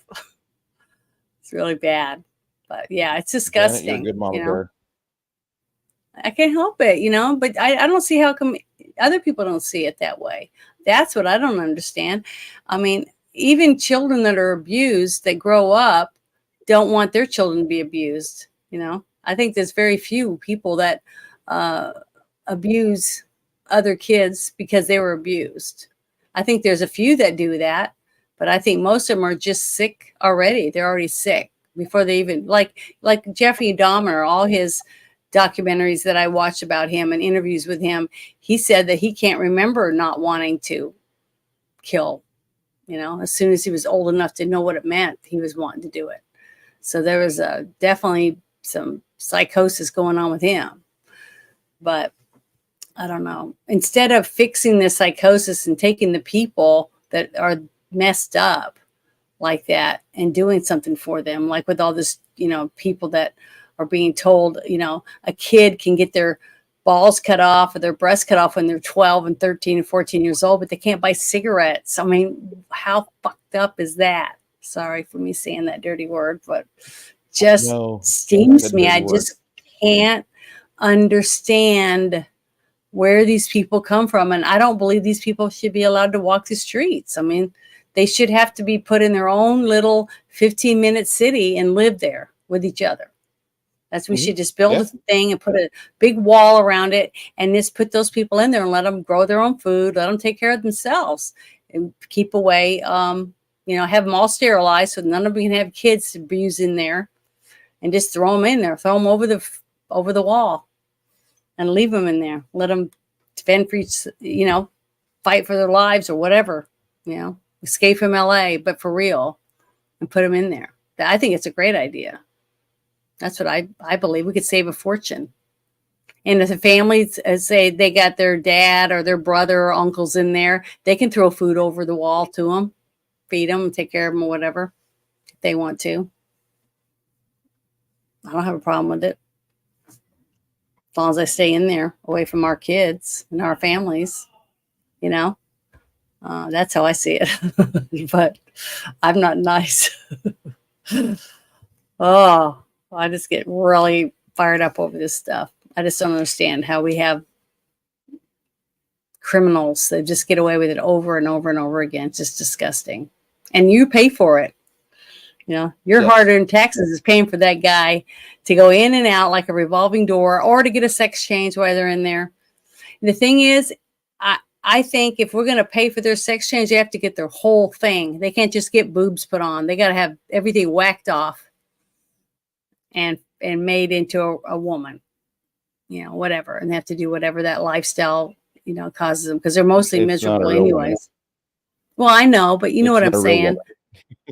Yes. Well, I've seen some of them. I've seen some that have had some good surgeries, and I'm telling you, if I was standing next to them in a club, all the men would be going to that one because they look good. And you would have to do DNA tests to find out they weren't a woman. Until they, maybe if they didn't change their voice or something. I don't know. I mean, I sound listen to my voice. It sounds deep. I mean, I got a deep voice. So I can, someone could say that she's not a woman, whatever they want. but my DNA approve I'm a woman because I've had it done. So, and I've had a baby of my own, so I know I'm a woman. But it's sad. I feel sorry for young men today. I mean, it's pretty much really easy to spot a woman who became a man because they take the skin off of your arm or your leg to make the other piece to attach, and it's hairy. So if you see a hairy one, you know that it ain't a natural one. You know what I'm saying? So it'd be easy for the woman to spot that that guy's not a real man. If they didn't tell you from, they should tell you anyways. I think they should have to tell. But if I'm going to pay for it, they've got to have it all taken off. I don't want some guy with boobs that's really a guy with women's breasts going into my bathroom. I still think that's appropriate. He's got to have no Peter. I agree. I agree. So I that's how I feel about it. Yes, I'm a real woman. Travis said I'm a woman, and I am. And I'm proud to be a woman. I want a real man too. I like men that are virile and want to go out and kill stuff. Clean a fish and let's cook it over a fire, and I'll cook it for you, and I'll wash your dishes for you if you go out and get me the squirrel or the rabbit, just like that movie. I think it's great. I wish more people could experience that in their real life. I mean, I'm a huge prepper, so my new chickens that I've raised are finally laying their own eggs. I've got 3 eggs today again. So my girls are starting to lay eggs, and I'm proud of it. And I did that myself. I raised the chicks myself and taught them how to, take care of themselves the best of my ability. But I'm getting better and better at it. So one day, I'll be able to raise my own chickens and have other chickens that lay eggs and hatch the babies out for me. And that's what I'm working on right now, to have my bantams, because they go broody very, frequently, and have them hatch out the big eggs for me so I can keep my big flock big, and that way if a few predators come in, a hawk or a fox or some neighbor's cat or a raccoon or whatever, I could still keep up with the numbers. If you lose one every so often, because you can't be everywhere all the time. And you can't stop all the animals, come snakes or whatever. I've killed 3 snakes this year already that were trying to, kill my chickens. So. Everybody here, by the way, I'm just going to declare this. Everybody in this chat right now has had a traumatic boating experience, and we were armed, but all of those guns are gone. They're at the bottom of a lake somewhere, and it is so sad. So sorry there, ATF, but no, we've had a traumatic boating accident. No guns. lots of stuff was lost. All you have to do is just say that they were stolen. You had it in your car, and exactly somebody took it. Someone took it out of my car, and I called the cops, but the cops didn't come. Bello is a legal alien in my home state, and where he's from, they are allowed to carry for sports purposes special licenses, but there's no such thing as a First or Second Amendment where he's from. So don't get any ideas. And Bello, if you get the chance, tell the other parent of the child we need to try Texas or Tennessee. Tennessee's nice, and you have all 4 seasons there. You have fun, treacherous roads. It's like driving in Germany. Oklahoma's not so bad. Arkansas is pretty good. Oklahoma's great. I have a concealed carry. Arkansas is amazing. So, and we have Sarah Huckabee as our governor. So I'm really proud of her. She's done a really good job so far. I think she's going to keep doing it. Bello Triggerfish liked this movie quite a bit. Said that this was a very fast, almost like a 90-minute film. I got to agree with that. That it felt like a 90-minute movie. And most of Europe has serious gun laws. It's a shame. Yeah, people that are bad, these pedophiles, pederasts, should be thrown into a cell with Big Bubba. Sorry to voice the words, not letting me say certain things. But see, the thing is, when you have what happens right now is that our states are so cucked when it comes to our prisons. Like that one gentleman in Colorado that killed both his little kids, his little daughters, and his pregnant wife because he wanted another woman and he didn't want to have to pay for the family anymore. So he strangled his wife, pregnant wife, to death. He put her in the truck, and then he went and got his two girls. I think it was like 4 or 5 and 3 or something like that. They were little, and then he took them out to an oil thing where they had these big tanks, with the thing on the top that you open. It's like a 10-inch hole or whatever, and he suffocated both of them, and then he dropped them and stomped on their head to put them down in those 2 different little wells, right? So he gets convicted. They find her body and all this stuff, and he goes to prison. But they put him in solitary confinement in a prison for child murderers because they don't want to even put him in a regular prison because they know what's going to happen to them. Even the hardest criminals that have killed in gangs and all that stuff, they'll take out predators, ones that kill children. So, maybe we should just vote and change the laws on people in prison, to save money. Put them in just regular cells next to the rest of them and see what happens. Let them, like I said, just let them fight it out in jail. Let them take care of themselves. I don't think any normal person, guard or whatever, should be in there to have to take care of any of them, any of those child molesters.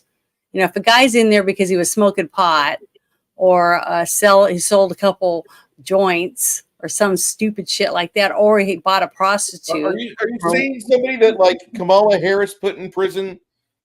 What if Kamala Harris like that? When we have serial killers and we have child molesters and we have rapists and we have murderers that just murder for fun, getting a slap on the wrist, and then you got a guy that's selling a couple of bags of weed or some snort or whatever they call it to another person that's old enough to purchase it and a dumbass. I mean, if they want to sell drugs, I don't have a problem with that either. It's the people that drive when they're under the influence. Those people should be punished because you're risking other people. But if you want to sit at home and snort your brains out, I don't give a shit. It's the United States. Let him snort his brains out if he wants to. If he can't keep his job, then he'll lose his job or lose his house or whatever else. That's his own choice. And if a woman wants to sell her body for money and a guy wants to pay her, what's wrong with that? It's quit wasting all of our time on stupid shit like that and take care of the kids and the real criminals. Hunt them down. Use the money for that shit. Stop worrying about dumb shit like that. Now, speeding, I still think that's dangerous. People, reckless drivers and stuff like that. Yeah, we still need to have, safe roads because there are people that are going to drive slower, the older people that are drive slow, or you have a young kid at 16 who's just learned how to drive. He's not going to be as efficient on the road. So other people that aren't drunk can watch out for those dum-dums that are learning how to drive. In an accident earlier today. Mm-hmm. I was involved in an accident earlier today. Yeah, I was. I didn't get hit. My truck didn't get hit, but I'm going through the country driving my big sludge-o-matic, and this truck is about 70,000 pounds of truck going over these crowned asphalt roads. Yeah. And all of a sudden, this guy comes up and over this hill, and he sees my truck, and he's in my lane, so he overcorrects and he goes off the road into a fence post. So I stop the truck, I get out, and he's bleeding. I'm like, dude, are you okay? And he's out of it. So I check for signal and I call 911. And like within 10 minutes, cops are there. And then the ambulance gets there and he's going to be fine. But I show him the tire marks and what happened and where I stopped, and the cop measured everything. And he's like, you were going uphill. You weren't going very fast at all. I said, hell no, I'm not. I'm 70,000 pounds of shit and heavy chassis. And he's like, well, that guy really sucks at driving. I'm like, yeah, I'm sorry, but I'm not sorry about him. I mean, I hope he gets better, but he really screwed himself on this. He's like, yeah, well, I will see you out here in this area. He shook my hand and I was on my way. my boss got photographs from the county deputy, and he's like, wow, you almost got in a wreck today. I said, yeah. And I'm like, I was driving like 40, 35 mile per hour up a hill with 4,000 pounds of poop on me. What do you expect is going to happen? You know, I can't move very fast. I'm just kind of this big brick in the middle of the road, and people have to go around me. Well, Yeah, he went around me into the fence post. So because he when I was got going too home, I had fast. a couple of drinks. Yeah, he was going way Was it too because he fast. was too He was fast? going. Yeah, he was going about 75 mile per hour in the 60, and that's not Mm-hmm. the way to be at all. Mm-hmm. So he lost control of his vehicle. It was a single vehicle accident. It's not going to affect my rating at all. I am so happy. I pray every day that nothing happens to me on the road, but these people don't understand that, and they're like, "Oh, these truck drivers, they can handle a warning. A warning is just as bad as getting a ticket because our points go down. And at a certain point, when you have so many points, you can't get the right insurance. I don't know Yeah. what needs to be said other than that. You know, I mean, I was trying to be safe, and I was minding my business. I didn't know this guy existed till he came up and over the hill, and then he careens Mhm. off the road. I'm like, oh shit, here we go. Well, So one thing I offered we could aid. do in states, one thing I've noticed, and Yeah. I've been trying to pay a little bit more attention to this, is that you'll be driving down the road and you pass someone because they're going really slow, right?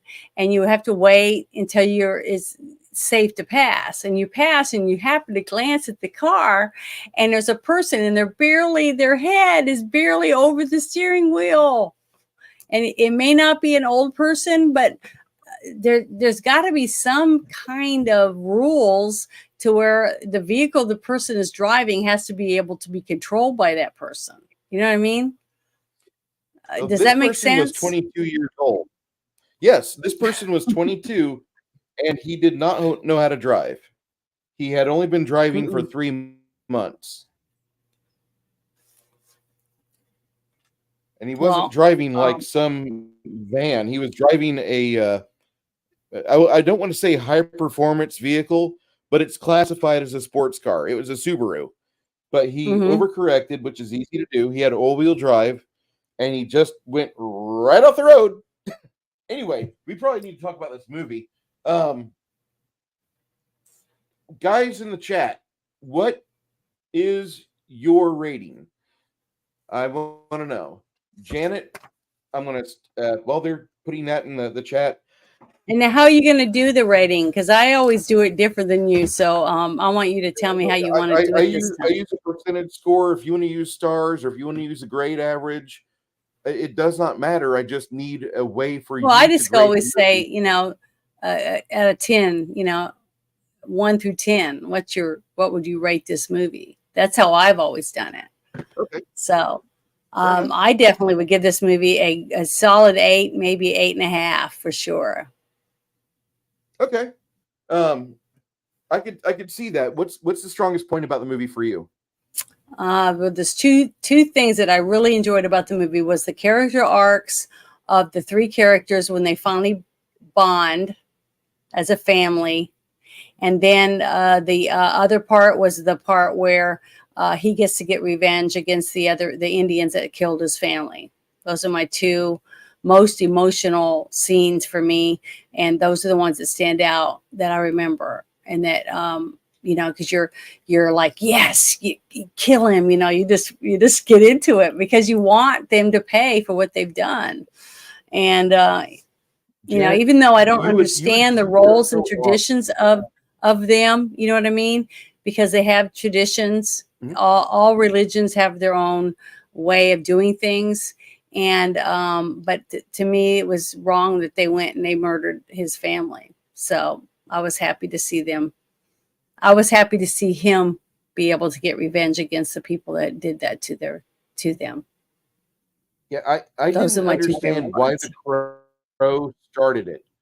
I don't understand why the crow started a fight they possibly couldn't finish. That's the Hmm. only real problem I have with this movie is Hmm. the crow performed very stupidly, and I hate using a Barack Obama-ism, but they performed very Yeah. stupidly in this movie. Um, This is a good movie. I thought I would recommend it as a great film. Mhm. This movie does have some pop culture reference here, and let me bring that to you because when this happened, I went ape shit when I saw it. I'm like, no way. Well, can I comment on one thing what you said about why you didn't understand why they did it? Um, Mhm. as you watch the news today, you see the I see lots of things they're talking about Muslim people, killing their daughter or Mhm. stoning someone or beating them with the sticks in the street because of a choice they made. They took off their habit or their hijab, I mean, or they were caught with their masks off their face, things like that. And in our country, it should be against the law to beat someone in the street, right? So, but I'm seeing more and more cities in these, like in Minnesota and places like that are starting to Blue cities. accept You can say blue cities. We know these what you're different saying. laws. Do what? You can say blue cities. We know what you're saying. Okay, well, okay, but Democrat run you go shitholes. ahead now. That was all I was going to say. So you're talking about this GIF. This right here. When I see this, I didn't know this was from this movie. When this Oh, happened I knew. in the movie, I about shit my pants. I'm like, oh my god, I know. I that's Robert remember. Redford. I remember you doing that. I was like, yeah, he's a happy guy. He's got a good woman and he's got plenty of food to eat. He's got a wonderful family. That's what it means. He's pride. He's proud of where he's at in his life. That's what I Okay. use it for. So That Janet meme. says probably an 8.5 for this movie. Mhm, We're over here mhm, on our chat on Rumble. Rumble, typically, I love Rumble. It's a good backup. I want to make it the main. We've got Pappy J over there saying 9 out of 10 for the story. The film falters a little bit, 8 out of 10. mhm, mhm. And I that's agree with pretty high them. praise. There's a lot of good in this story. The book that this is based on, The Liver Eater, I want to read this book because it sounds pretty cool. And I read a lot of Smoke Jensen books when I was a trucker. I got a Mhm, chance to listen to them because sometimes they were at the Pilot, so you pick those up. Pilot had a really good program. You just pick up an audio book and then you slap it in the CD player, and it was badass. You got to listen to a movie mhm, while you go down the road. It was awesome. Um, this is a movie I want to read. This is really a movie I mhm. want to read. Uh, You read the our book? friend, yeah, I want to read this book. Six Nation 31 King says 7.5 to 8. It's an all around good film, very personalized. It was not as good as Lust in the Dust, but it's in my top 15 westerns. Mhm. Lust in the Dust might be a movie that you should not watch with Now, your see, kids. I loved this movie. I thought it was great, and I'm glad that I got to watch it again because it made me think of my mom, which I miss dearly. But it's still, to me, it doesn't top the movie we already reviewed that I think is the best Western I've ever seen, Tombstone. You So think Tombstone is it, don't you? I loved You that think movie. I loved Tombstone is everything it? about it. I think it's Okay. great. Yeah. Remember, I gave it just under 9.5 stars. Mm-hmm. So it was great because I still love it. I still love it. It's one of my top movies. But The Great Raid is my very favorite movie. Besides, but Okay. my comedy is Victor Victoria. So Okay. I can help it. That's just how I am. Gosh, I wish we had not the chat. Please don't rake me over the coals for this. Me and Janet shot our wad the first year we were doing this. We put all of our favorite films up front, Hmm. and like the thing is there. We did a review on Big Trouble in Little China, Hmm. got Tombstone, Big Victoria, all those films within the first like 20 weeks because we didn't know if we were going to continue doing this. I Yeah, mean, we it's didn't know if free. it would even. people even want to watch us. So why not enjoy If you want ourselves, to watch right? us, we're just cool. Yeah, but Hmm. this is a lot of fun, and I'm loving it. This is a absolute fun way for me to spend on Monday nights. I love you guys. I love the chats on Sundays. I like interacting with you guys. You're becoming more than acquaintances. You're getting in that friendship territory. It's just a fun way. This is a good community. I really Hmm. appreciate you. Um, Yeah, I loved it. I love it. I look forward I, to I doing this every week, and I'm crushed that I'm not going to get back in time for us to do it while I'm gone. So, um, well, hold on, well, hold on. We have a paint and chill next week, so we'll wait for you. so, We'll wait for you. okay. Uh, Kurt Russell is a smexy man, no homo. I can agree with Hmm. that. No homo to Kurt Russell. Although I'm worried that he's my parents' age, so he's 72 now.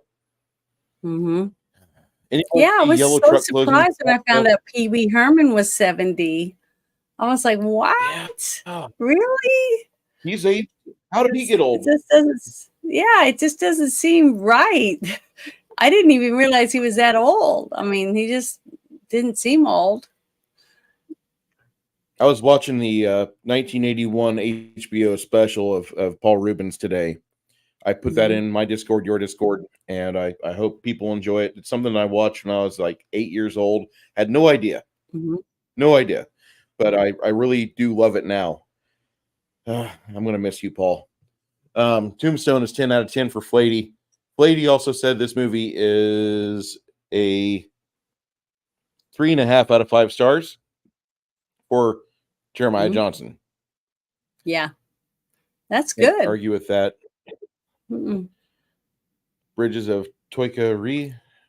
Ooh, ooh. But I want to also tell everybody, if you have not seen the movie The Great Raid, it's about the only time we have ever made a special attempt to rescue our soldiers Prisoners of during War. war. During war, yeah. Mm-hmm. So it's just so good, and I can help it. I'm a military brat. I probably would have joined the military if my dad hadn't. He told all of us girls that the military is not a place for a woman. I guess because of the type of job that he did, he just didn't think it was a good place for a woman because he saw the horrible things that when men would come back after they've been captured and things like that. So we just never did it. But he was adamant about us knowing how to change tire on the car, how to use a gun, how to defend ourselves. He made us take judo classes and things like that.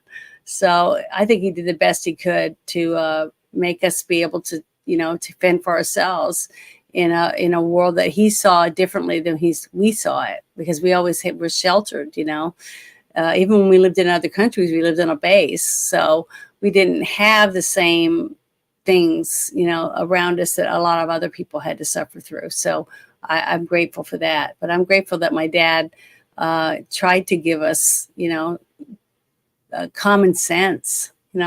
That's what I see. We have a huge group of people today that have no common sense. I mean, they just don't. I don't see how they could possibly have common sense and make some of the choices they make. It's just shocking. I mean, I just can't understand it. It's like I'm waking up and I'm like, when am I going to wake up from this nightmare that I'm not waking up? So I don't know, but that's the way it is. Have you ever considered Janet? Have you ever considered Kurt Russell a DILF? What's that? It's a BILF.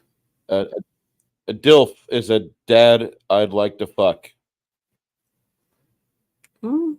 I I think he's guess very attractive. I I loved him in I've that never. movie that we watched with you. But I thought he was so sexy when I saw the thing. I thought he was rare. Yeah, I would have dug in. So yeah, I would have. See, I always hear from women The Thing or Big Trouble in Little China. The scene in Big Trouble in Little China when he's in the wheelchair about to tumble down in the well. I've seen women have a crisis of marriage at that moment. Well, the thing is, Anyway, the way he dressed and the scruffiness of him when he was in the thing, to me, I think is way more sexy. For some reason, I don't know why. I don't know what it is, but just to see, like what was that? There's just bunches of movies, like a little bit of not shaven, kind of a little bit dirty, of hot you know. shadow, 3 day shadow. Yeah. Yeah, somebody that doesn't have to look like he spends every minute looking at himself in the mirror. That kind of. Yeah, I went on that a date with a self-assured. guy one time. This guy drove 2 hours to come get me because we lived out in the middle of nowhere, right? And he takes me on a date, and the whole time he's looking, I could see him adjusting the mirror and he's looking at himself in it. I was like watching him, and then he's looking at his hands. He was looking at his hands. He was like, "That's a nice looking hand, don't you think?" And I'm like, "Yeah." He was a quarterback on a football team, and I never went out with him again. I was like, this guy is not. I was not interested.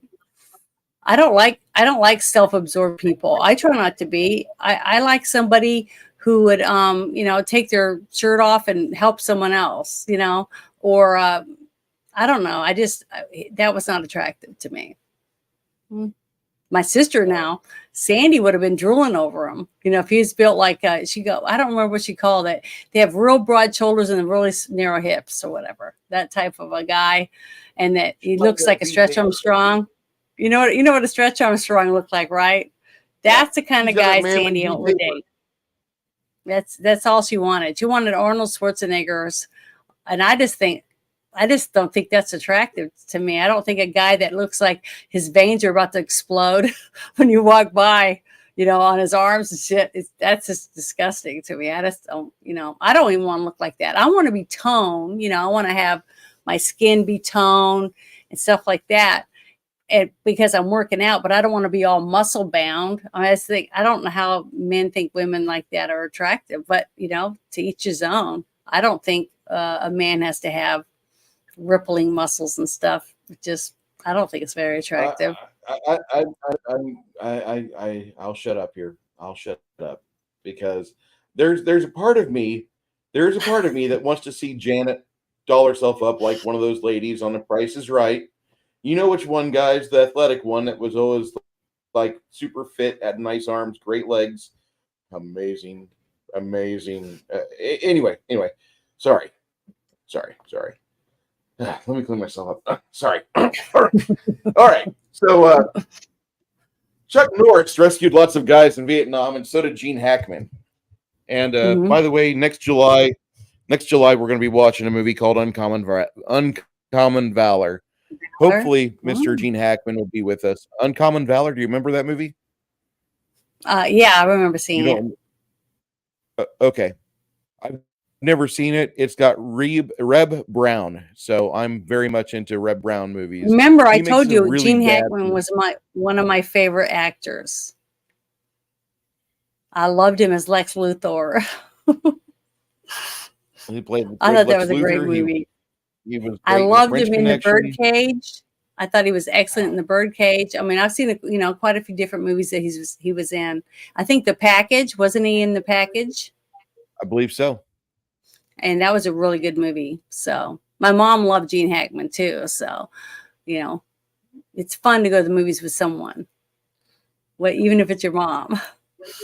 So it's just fun.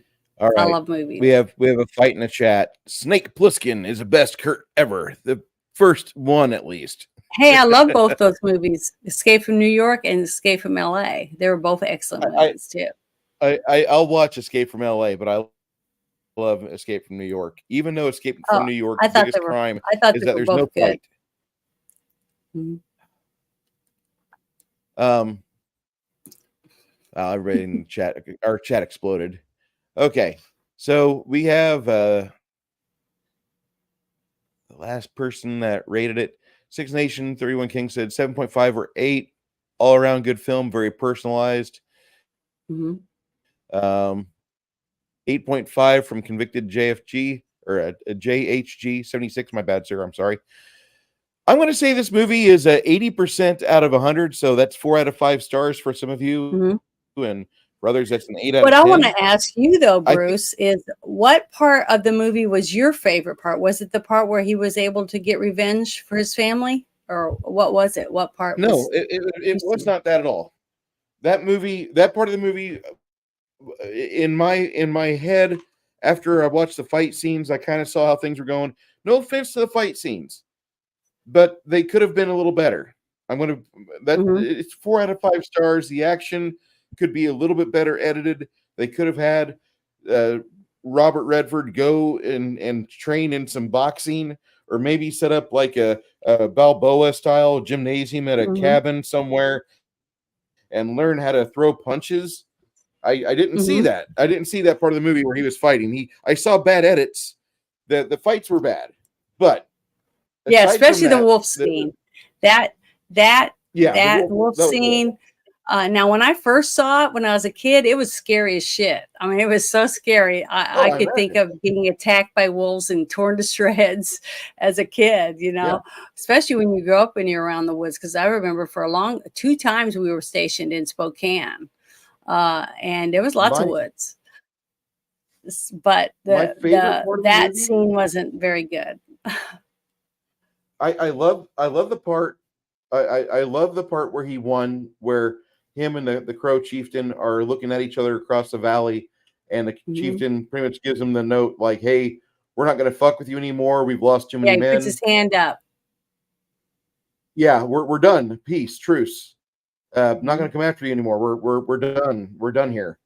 And he gets it. That was kind of cool. I actually, my favorite part of the movie is the two characters in the movie that aren't really in it much. You have Del Gru, Mhm. the bald guy at the start that he Yeah. rescues from the sand pit. I love Mhm. that guy. I thought he was just fun, and he reminded me of some cagey MF that you would find in the woods. That he would probably fuck you over, but he would still make sure you didn't die. He would Mhm.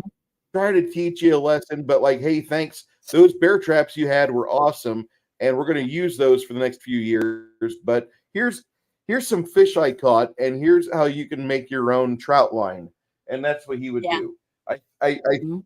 think if the movie would have just been him and Dell going around after they'd met Grandpa Walton, Yeah. the Grandpa Walton stuff was great. That is Like that who I'm that not actor used to that guy was? in that role. Yes. Was that who that Yes, guy he was. was? The Grizz guy? Yes, Grandpa Oh, because Walton. Not Dell, didn't but the man who I taught him now the it bear claw. clicks. It makes Bear sense claw. now. I recognize him, but he was funny as shit. The thought when you Yeah, bear see claw was great. Robert Redford looking out of the door, right? And he just had a big old hunk of meat and he was gnawing on it, because he was so hungry, right? And then he sees the guy Mhm. running with the bear because before he left, he said, "Are you sure you could skin a grizz?" And Yeah, then he exactly. runs and he lets that guy in there and he chases him through and he jumps out the window and you hear all the ruckling going on in there and then you hear the gun go off.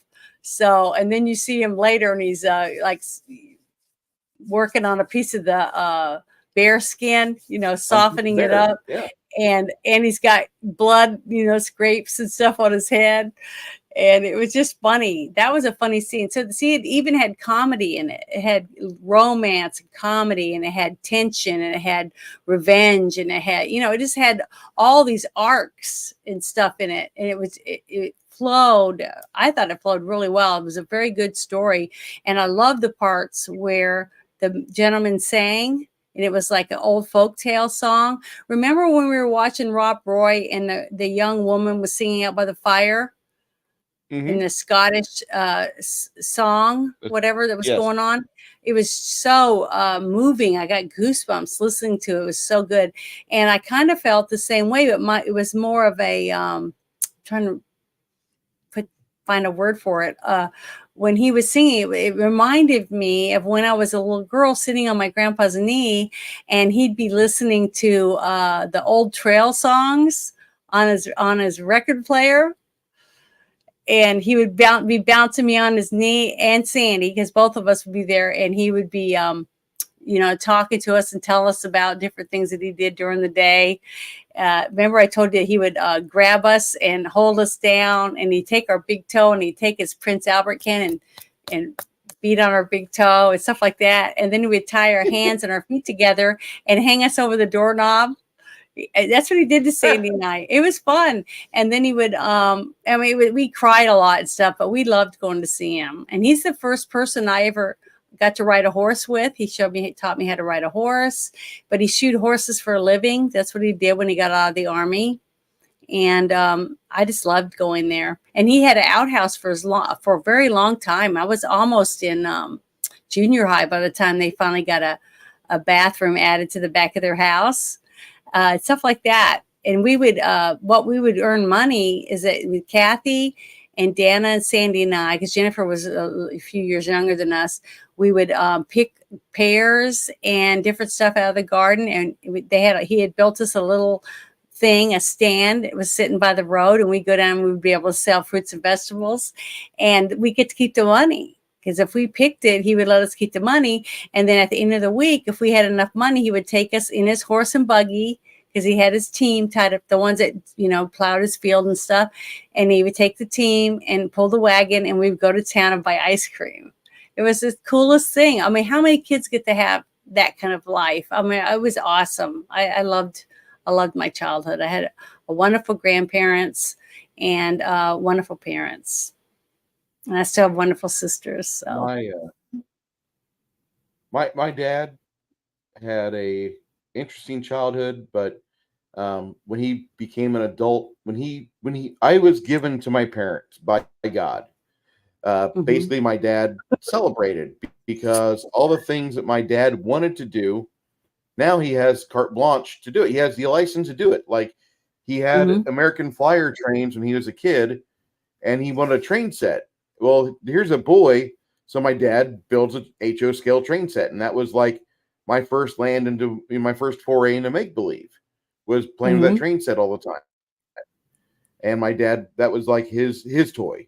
We loved it. It was awesome. But my dad, we didn't really do a lot of quote unquote outdoor things. We would go camping once every 2 months just because let's go camping. But yeah, that was like something we did frequently. And then like once a quarter or once every 4 months, the rest of the family would come with us. We'd go either Shelbyville or somewhere like that. But I wasn't that quote unquote outdoorsy. We had a neighbor with a horse, but we didn't have horses. We lived on a quiet, modest lot, and we did not have a horse, which I was happy about, because I know taking care of dogs, that horses, there's a lot more to take care of. I don't want to do that.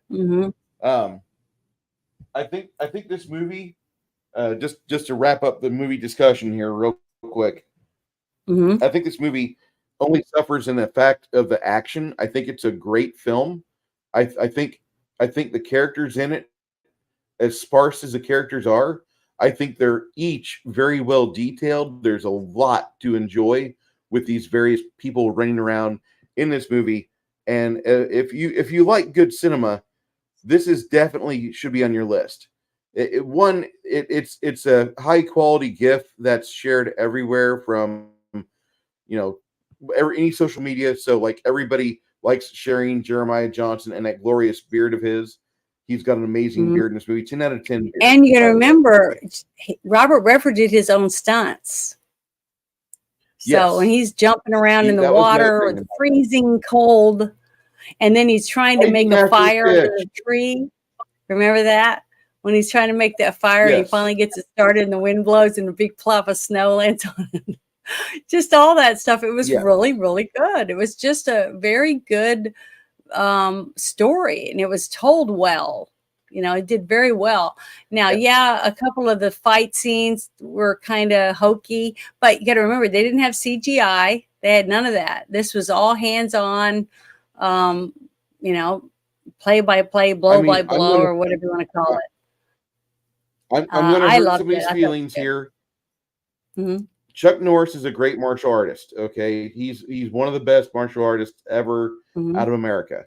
But if you've ever watched the movie Breaker Breaker out of 1977, that is a terrible film, and the fight choreography sucks.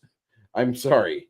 That movie, I had a hard time watching it. I thank God I watched it I with haven't seen riff it. tracks on. Oh, I'll do it. I'll show you that one of these days.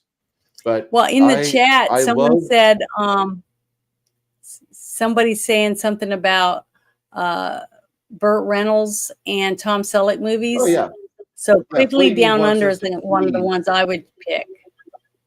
Well, So. that's one of Six Nations picks as well. We'll probably get that in here probably spring of next year because I want to And have the a Gator, I cowboy don't know if movie. I've seen Gator.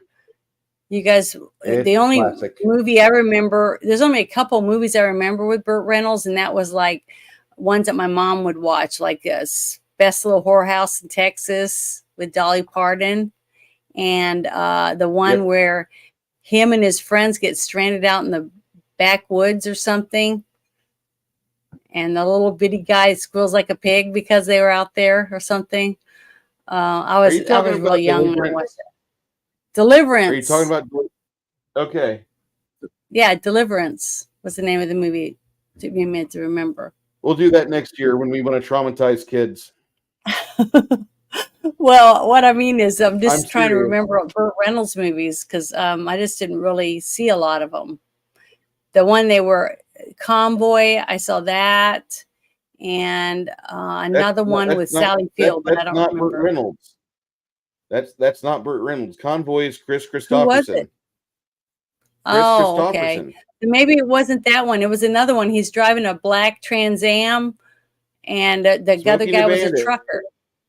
Oh, okay, that one. That was the one I meant to say. Sorry, because his friend was the one driving the truck, right? The semi. Yes. And Smokey was the one. Yeah, the bear was the one trying to or the red the Trans Am was trying to keep the cops from following the truck. Yep, and I believe Bandit was Burt Reynolds. Jackie Gleason was Smokey. Yeah, and he had a stupid son. And Sally Field's in that too. Yeah, that's the one I was talking about. It was a Sally Field movie, and I couldn't remember. I called it Convoy. I couldn't remember what it was called, but that movie. So that was pretty good. That I remember. I've only seen it one time, so we will have to watch Lone Wolf McQuade at some point because that's a David Carradine, Chuck Norris film. Got to watch it. Yep. That's what I said. We're never going to run out of movies. We'll be in a nursing home. Watch a movie. That's fine. Because there's so many of them. I mean, every time we watch one of these movies, I find out about, when we're researching the characters and the other movies that the stars were in. I'm like, wow, that's a bunch of movies I want to watch.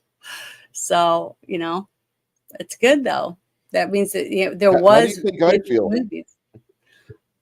What do you mean? I got the schedule on my StreamYard, and my friends are like, "Hold on, I want to give you money and get more on there." I'm like, "Oh my god, I will never pick a movie. It'll be 2026 before I pick a movie again." And well, if we just let them pick them all, we can do that too. I mean, that's no big deal. I mean, okay, what was it? I've watched 5 or 6 movies that gamers. Darkness Rising, I thought was awesome. I really loved it. It was fun, and I love dressing up for them too, especially when I'm something I don't know anything about. So, Bellow Triggerfish, be well. Thank you for being in our chat tonight. We're getting ready to wrap this up. Thank you very much. What are you? Oh, not a problem. Do you want to talk about anything going on your channel here? Well, I won't be doing a Friday night shit show this week because I won't be here, so I won't be able to do that, and I won't be back until after next Monday night. Hopefully, I'll be back to be able to do the shit show, but I don't know if I will or not. So depending on what happens while I'm gone. Fair enough. So. I just want you to be safe. Okay, that's all. I will. I drive like a little old lady. I've never gotten a ticket because I don't believe in speeding, and I try never to speed because I don't know what if I could live with myself if I hurt someone else in a car. That would be I don't know if I could deal with it. So I don't drink and drive. I don't do any of those things. Yeah, I'm an old fuddy duddy. And I'm not trying to shoot our stream in the foot, Flady. He says, get all that toxic masculinity in here. Well, on Tuesdays we have a party over at 32 Flavors of Nick Weiser's. We do a toxic Tuesday masculinity stream. Yeah, which I'm going to get to start watching again, since right now the United Resistance isn't really doing very much. It's in a transition or whatever, so that'd be good. I'll start having to go over there and watch it again, because I used to love watching all the toxic stuff over there. We'd love to have you. Do that. Cherokee Jack, Sinbad does a Western. I dare you to watch. Oh my God, Cherokee Jack. Oh, dude. Oh, I wait. Is that Sinbad the comedian? I don't think I've seen that one.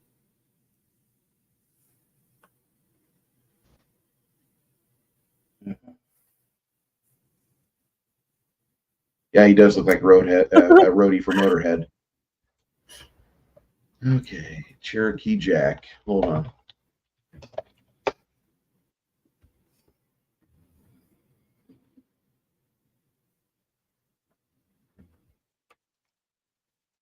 Well, I'm thankful that so many people thought this was a good movie, because it really, really, really was a good movie, I think.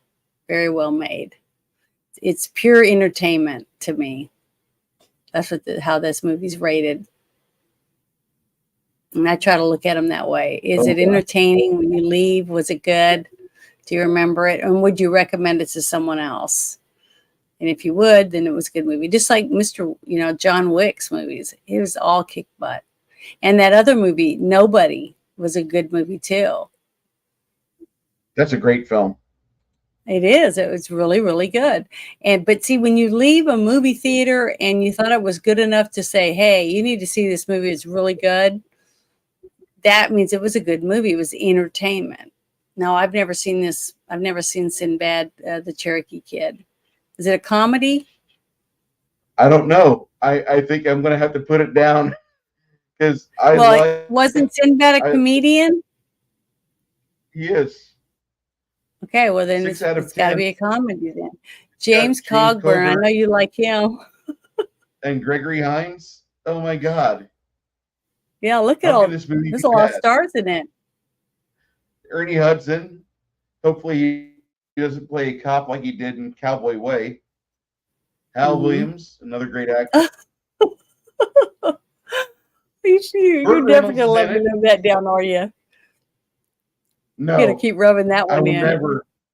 That's my grudge chip right there. Do you think the Cowboy Way is better, or do you think the Cowgirl movie was better? Between those two,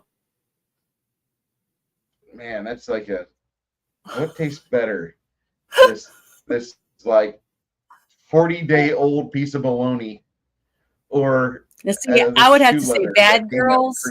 I think Bad Girls was better than the Cowboy Way. Yeah, Bad Girls is much better than the Cowboy Way, but man, that's like comparing a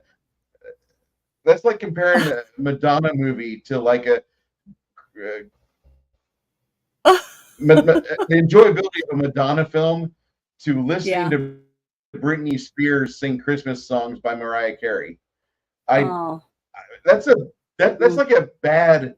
Like, is there a cyanide tablet I could have instead? I still love both of them though. I'm glad I watched them. Now, I was really depressed though after I watched The Cowboy Way. Watching it when you're a young girl and then watching it as a grown up, it was two different movies. But I still like Bad Girls. I still liked this just as much as I did the first time I watched it. Okay. And it's going up in views. James Coburn was the pallbearer for Bruce Lee. For who? For Bruce Lee. Oh, Bruce Lee. James Yeah. Coburn, Steve McQueen. Yeah, those two guys were pallbearers for Bruce Lee back in '75. Oh, it's So good though. anyway, everybody, God, Bad Girls versus. I don't know. I don't know how this is a good choice. Like cyanide. Well, you know, Can I like have either cyanide, movie, please? it's easy to pick between two bad movies. You know what I mean? Yeah. So, We have not done Blazing Saddles, says Grumpy Old Ninja. we haven't You're done right. that one yet. We need to try to start picking Um, at least one comedy a month. What do you think? Ooh, 1 out of every 4. We have 13 comedies a year. I think we should try Um, to. I think that's very possible. I think it's very possible. I mean, why not? I mean, I never really watched very many comedies, so you know, I might see a lot more movies that I haven't seen before. Comedies are hard to do because they have to be funny, and a lot of comedies aren't. They're yeah. Well, all those movies where I don't know what the guy's name is, the actor that he was in the Elf movie. He was a giant elf guy. That actor. That guy. I can't remember his name. I don't remember his name because I don't think he's funny. So every movie I've gone to see with him, I'm like, it's okay. You know, it just wasn't very funny. Elf was probably the highlight of his movie. Like Ace Ventura, Pet Detective, the first one where Jim Carrey was able to ad-lib and stuff, I laughed my butt off. But the second one, it was like, it wasn't even near as good as the first one. No. And I'm one of those guys, I'm one of those uptight people that I did not like Me, Myself, and Irene too much. And I really did not like the Dumb and Dumber movies. Dumb and Dumber? I didn't really get into Dumb and Dumber either. They were really stupid. I felt bad for them. Yeah. They were. Caddyshack, yes. Yeah, that was good. Yes. Yeah. I laughed, but I danced more for Blues Brothers. Loved Blues Brothers. You know, the other one we haven't done is Airplane.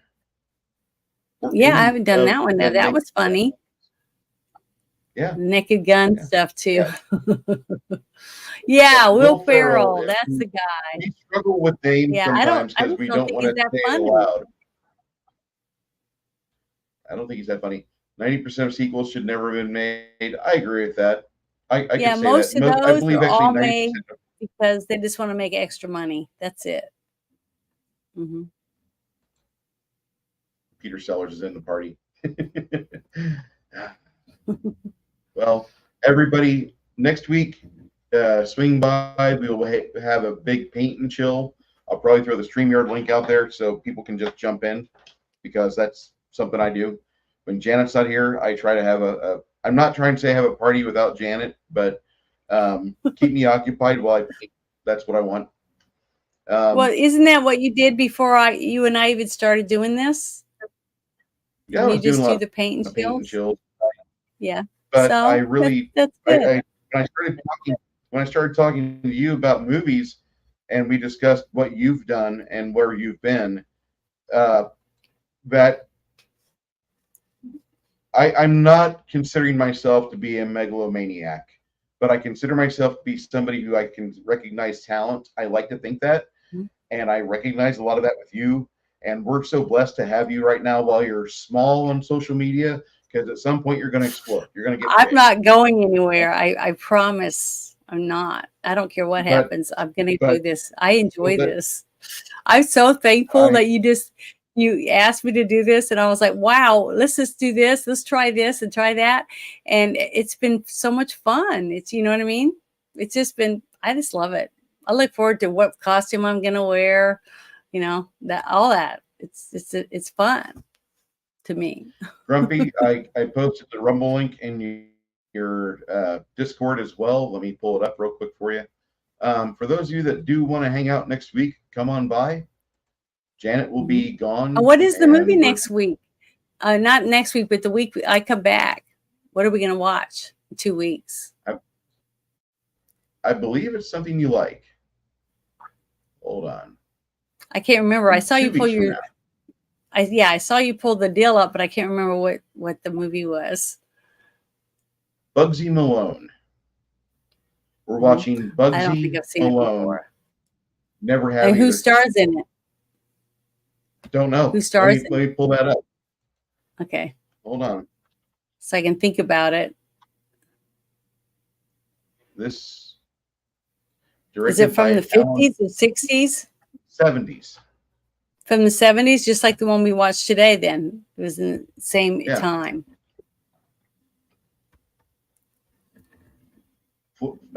Scott Baio and Jodie Foster. Oh, I was thinking it was like back in our, parents' young age. You know what I mean? No, I haven't seen this. I haven't seen this movie. Nearby. I'm going to pull up the trailer right now, and Okay. then we'll share it. Oh, we're allowed to play trailers? Yeah, we're. You are allowed to give commentary with trailers. Okay. So with trailers, you want to do commentary. You want to stop them, start them. You don't want to play them straight through. You want to add content, not rehash and just say, "Oh, this is good" at the very end. You want to actually do something with it. Yeah. Here we go. This is Any New York Alley. I was going to say, it looked like the back of a chicken plant. Brains. Roxy Robinson wouldn't even get wet. Huh. Okay, already it looks like a set, but we're going to forgive that because Victor Victoria. I was going to say, it looks like a set from Batman. It does. They got a really good Gotham going on here. Mm-hmm. Goth.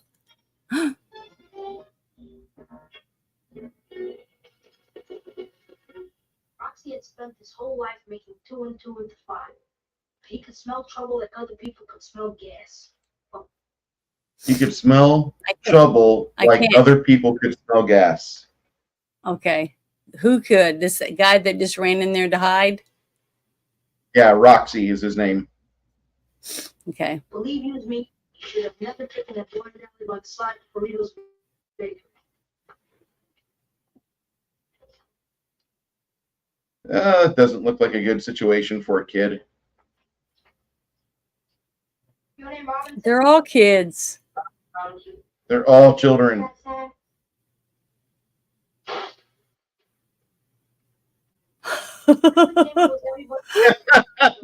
They shot dough out of it. Pizza dough. That's great. So it's a kids movie? It looks like it's a kids movie. Mm-hmm. Good Times Enterprises production of Alan Parker's film.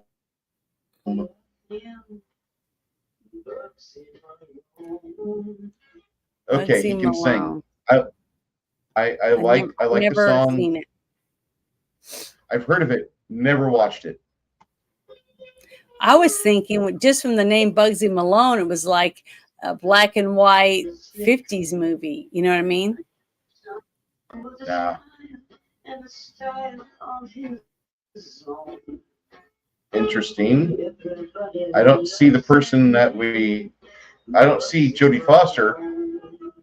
I don't see Scott Baio. Now, my friends, I should be filming using. Hold on. I got to go back to the IMDb page. Maybe this isn't the right one. Maybe that was a different Bugsy Malone. Hold on, Bugsy Malone.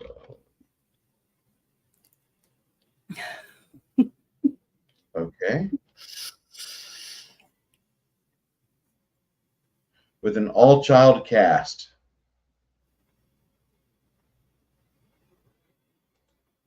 Hold on. Give me this photo, computer. I installed a VPN. Mm-hmm. So there's Jodie Foster. More Jodie Foster. Mhm. No advertisement, please. Okay, that's Scott Bio right there. So it's So, an but where's the entire. trailer for this one? This is it. This guy he was looking at is the hero of our story. Name of Bugsy Malone.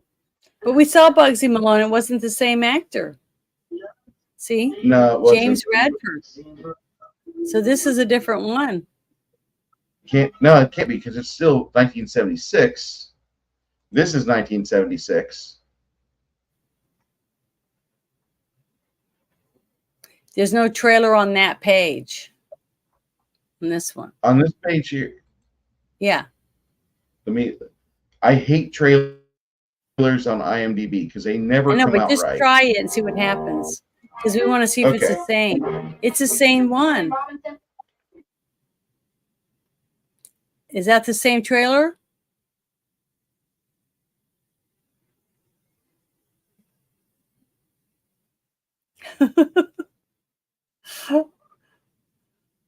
Because normally you would have the stars' names on the top.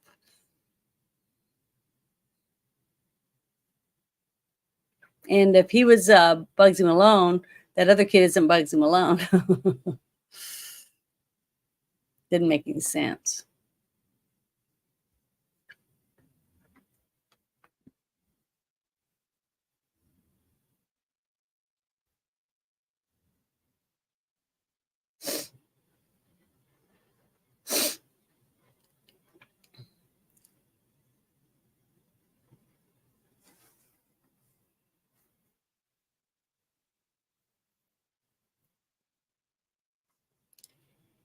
What happened?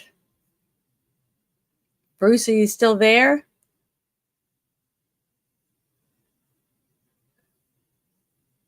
Is it me?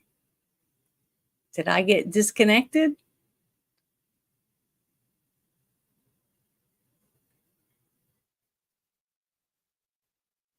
Does anybody else see Bruce, or is it just me?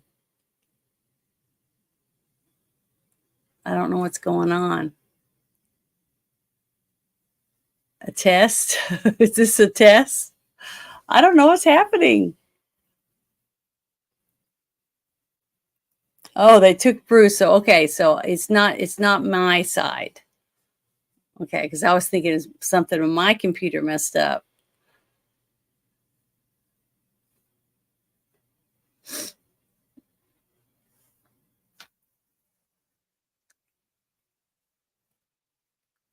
Okay, I'm still here. Thank goodness. I'm gonna get me a sip real quick. Okay, we're trying to figure out the Bugsy Malone trailer. We're trying to find that. Oh, Bruce just appeared in the back chat. There he is.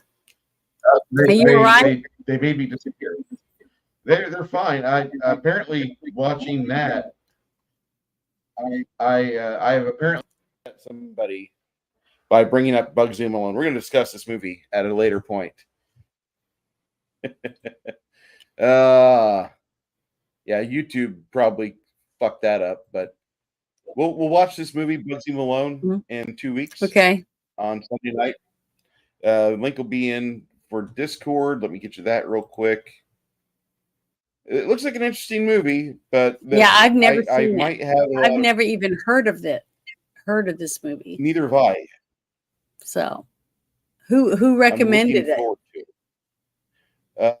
6 Nations, 31 Kings. Okay, so, all right. Well, I'm gangbusters to watch it. I think Jodie Foster is a really good actress. So, I'm excited to see it.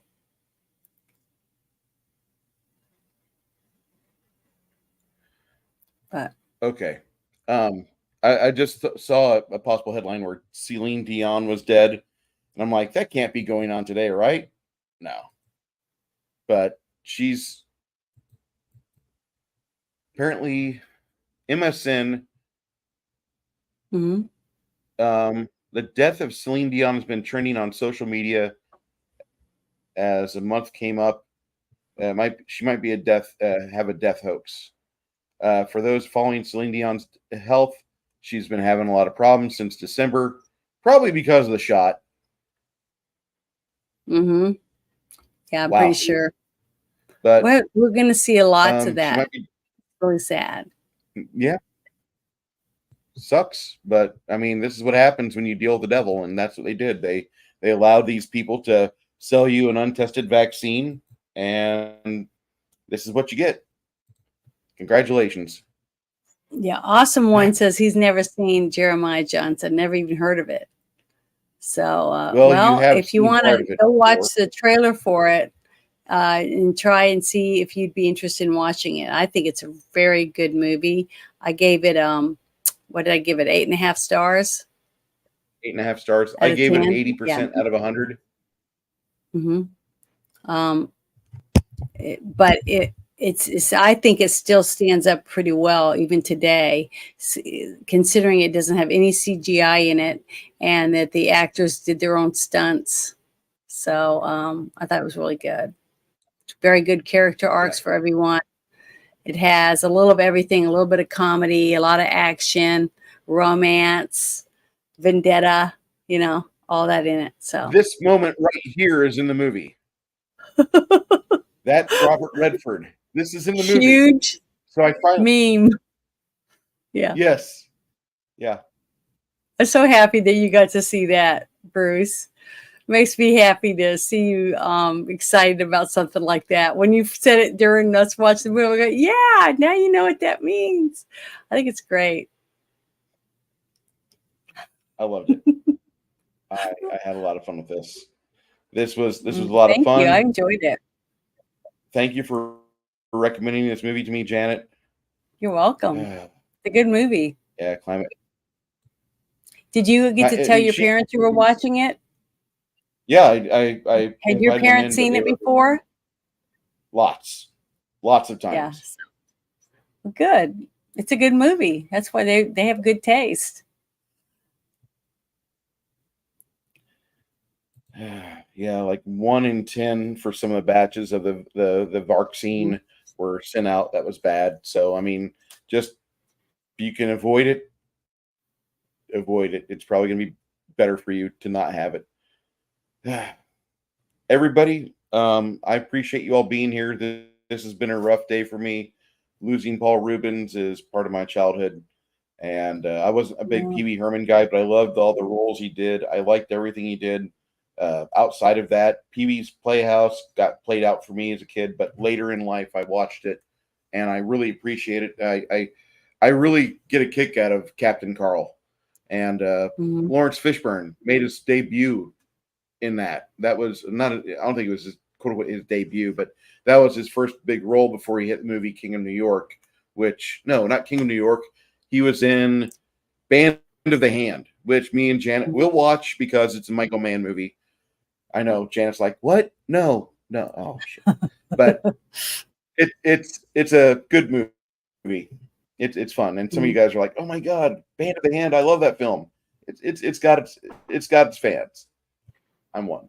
Do you want to say anything before you go on? I just want to say thank you to everyone that came to watch us talk about this movie, and hopefully the next time we're going to do Bugsy Malone in your Discord, that we can get more people to come and join us while we watch the movie the night before we do the review. It's a lot of fun, and it's like a private viewing of a movie. If you've never seen it, it's really fun and it's entertaining. And then we sometimes talk a little bit afterward about it, and then we'll come here the next night and review it. So I'm excited. It's gonna be fun. Hopefully we get bigger and bigger. More and more people want to join us.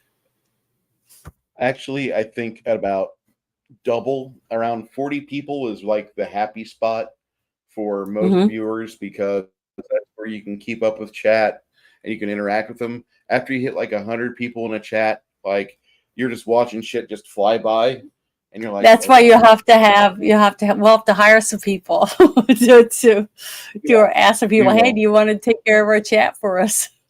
So you want to be a mod? Yeah, you want to be a mod for us? Yeah. Eric K got a new job for you. Yeah, I was so happy he stopped by because I've sent him. I send him invites all the time, saying if you get a little bit of time before you're so busy on the other big channels, it'd be nice if you just stop by and say hello. So it was sweet that he did. I really appreciate it because I know he's been having really bad problems with his back and all the mess ups they've had in the hospital and stuff. And I pray for him all the time that he'll get they'll finally get him taken care of and get him back on his feet. I used to talk to him a lot when I was in Doomcock's chats all the time, and he's Mhm. just a very, very level-headed guy. He goes around. He's got a circuit he does, and I wish Mhm. him all the best because he's a really good guy. I don't know what else he does, but I know that for Well, he goes to being a Clobby's mod, space on Saturday yeah, nights, and that's where I spent most of the time talking to him and stuff. And then on the Friday Night Tights, mm-hmm. and Yeah, before he's on that, it FNT. was remember it was the Inquisition. Oh, I missed that. Yep. That was one of my very I favorite shows on YouTube. Oh, I just loved it. I tried So good. watching. I love Nerdrotic, I really do, but I don't like his paranormal stuff he's got right now. He does Mhm. have one good guest or one good co-host in Garrett Quarter Black. Mhm. I like Garrett. I think he's very good. He's also he does a nightly show called The Normal World with Dave Landau, which is my crack Mhm. cocaine, and I listen to Yeah. that at work. That's my daily drive the next day. Yeah, But Quarter I Black want to I is want so funny. He's such a great kid. I mean, he's a great guy. He's just a sweetheart. And I used to love him when he was on that morning show with I can't remember the guy's name, the coffee mug show, whatever. I can't remember his name is right this minute. But I used to love him when he was on that with his commentary and the little things that he'd be sent off to do. That's what I would like to watch because he is so funny. And I hope his channel gets really big. I really do because he's really good. appreciate everybody here tonight being part of this chat. And if you weren't here, I mean, me and Janet would still be talking because that's just what we do. I But I it's love a lot more talking. fun to have you here with us. Yeah, Janet, I love her to pieces. She's a you pull the conversation cord like a child's toy, and you let her down, and she's just I know, and amazing. I'm really bad about interrupting and stuff like that. I really don't mean it. It doesn't mean it's not mean for me. If you could ever hang out with me and my couple of my sisters, you would understand that we all do it. It's like we were raised that way because if you didn't speak up, you'd never get a word in. So we talk over each other, but we still understand what everybody's saying. It's so funny. But oh well, I'm sorry. I don't do it because I'm mean. I just get excited and No. I'm afraid if I don't say it, I'm gonna forget it. I appreciate everybody being here. If you were all in the room, I'd be giving you firm handshakes or beer if you want beer. But thank you all for showing up tonight. Mr. JFG, please, sir, you don't have to super chat or super sticker. You can, but you don't have to. I Mhm. really appreciate it. It'll be going to a charity here, and if there's anything we can do for you guys, just go ahead, drop us a comment on the file whenever it drops onto YouTube for Oh, syndication. and click the like button. I always forget Yeah. to say that too. Yeah, That's always good. it's free. I know that I'm asking you to do stuff. I don't want to ask you to do stuff.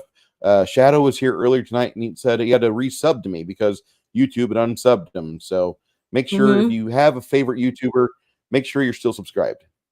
So I Mhm. hope all of you guys have a great evening. I look forward to talking to you throughout the week, and we will see you on Saturday. Sadly, without Miss Janet, she will be on her trip, but she'll come back with a suntan. Yeah, hopefully. Janet, you want to help us out? Yep. Thank you, everyone, and bless you. And we couldn't be here. We wouldn't be doing this. It wouldn't be as much fun if all of you didn't join us. So we're so thankful for you. You. Hope to see you God later. bless you guys. Bye bye.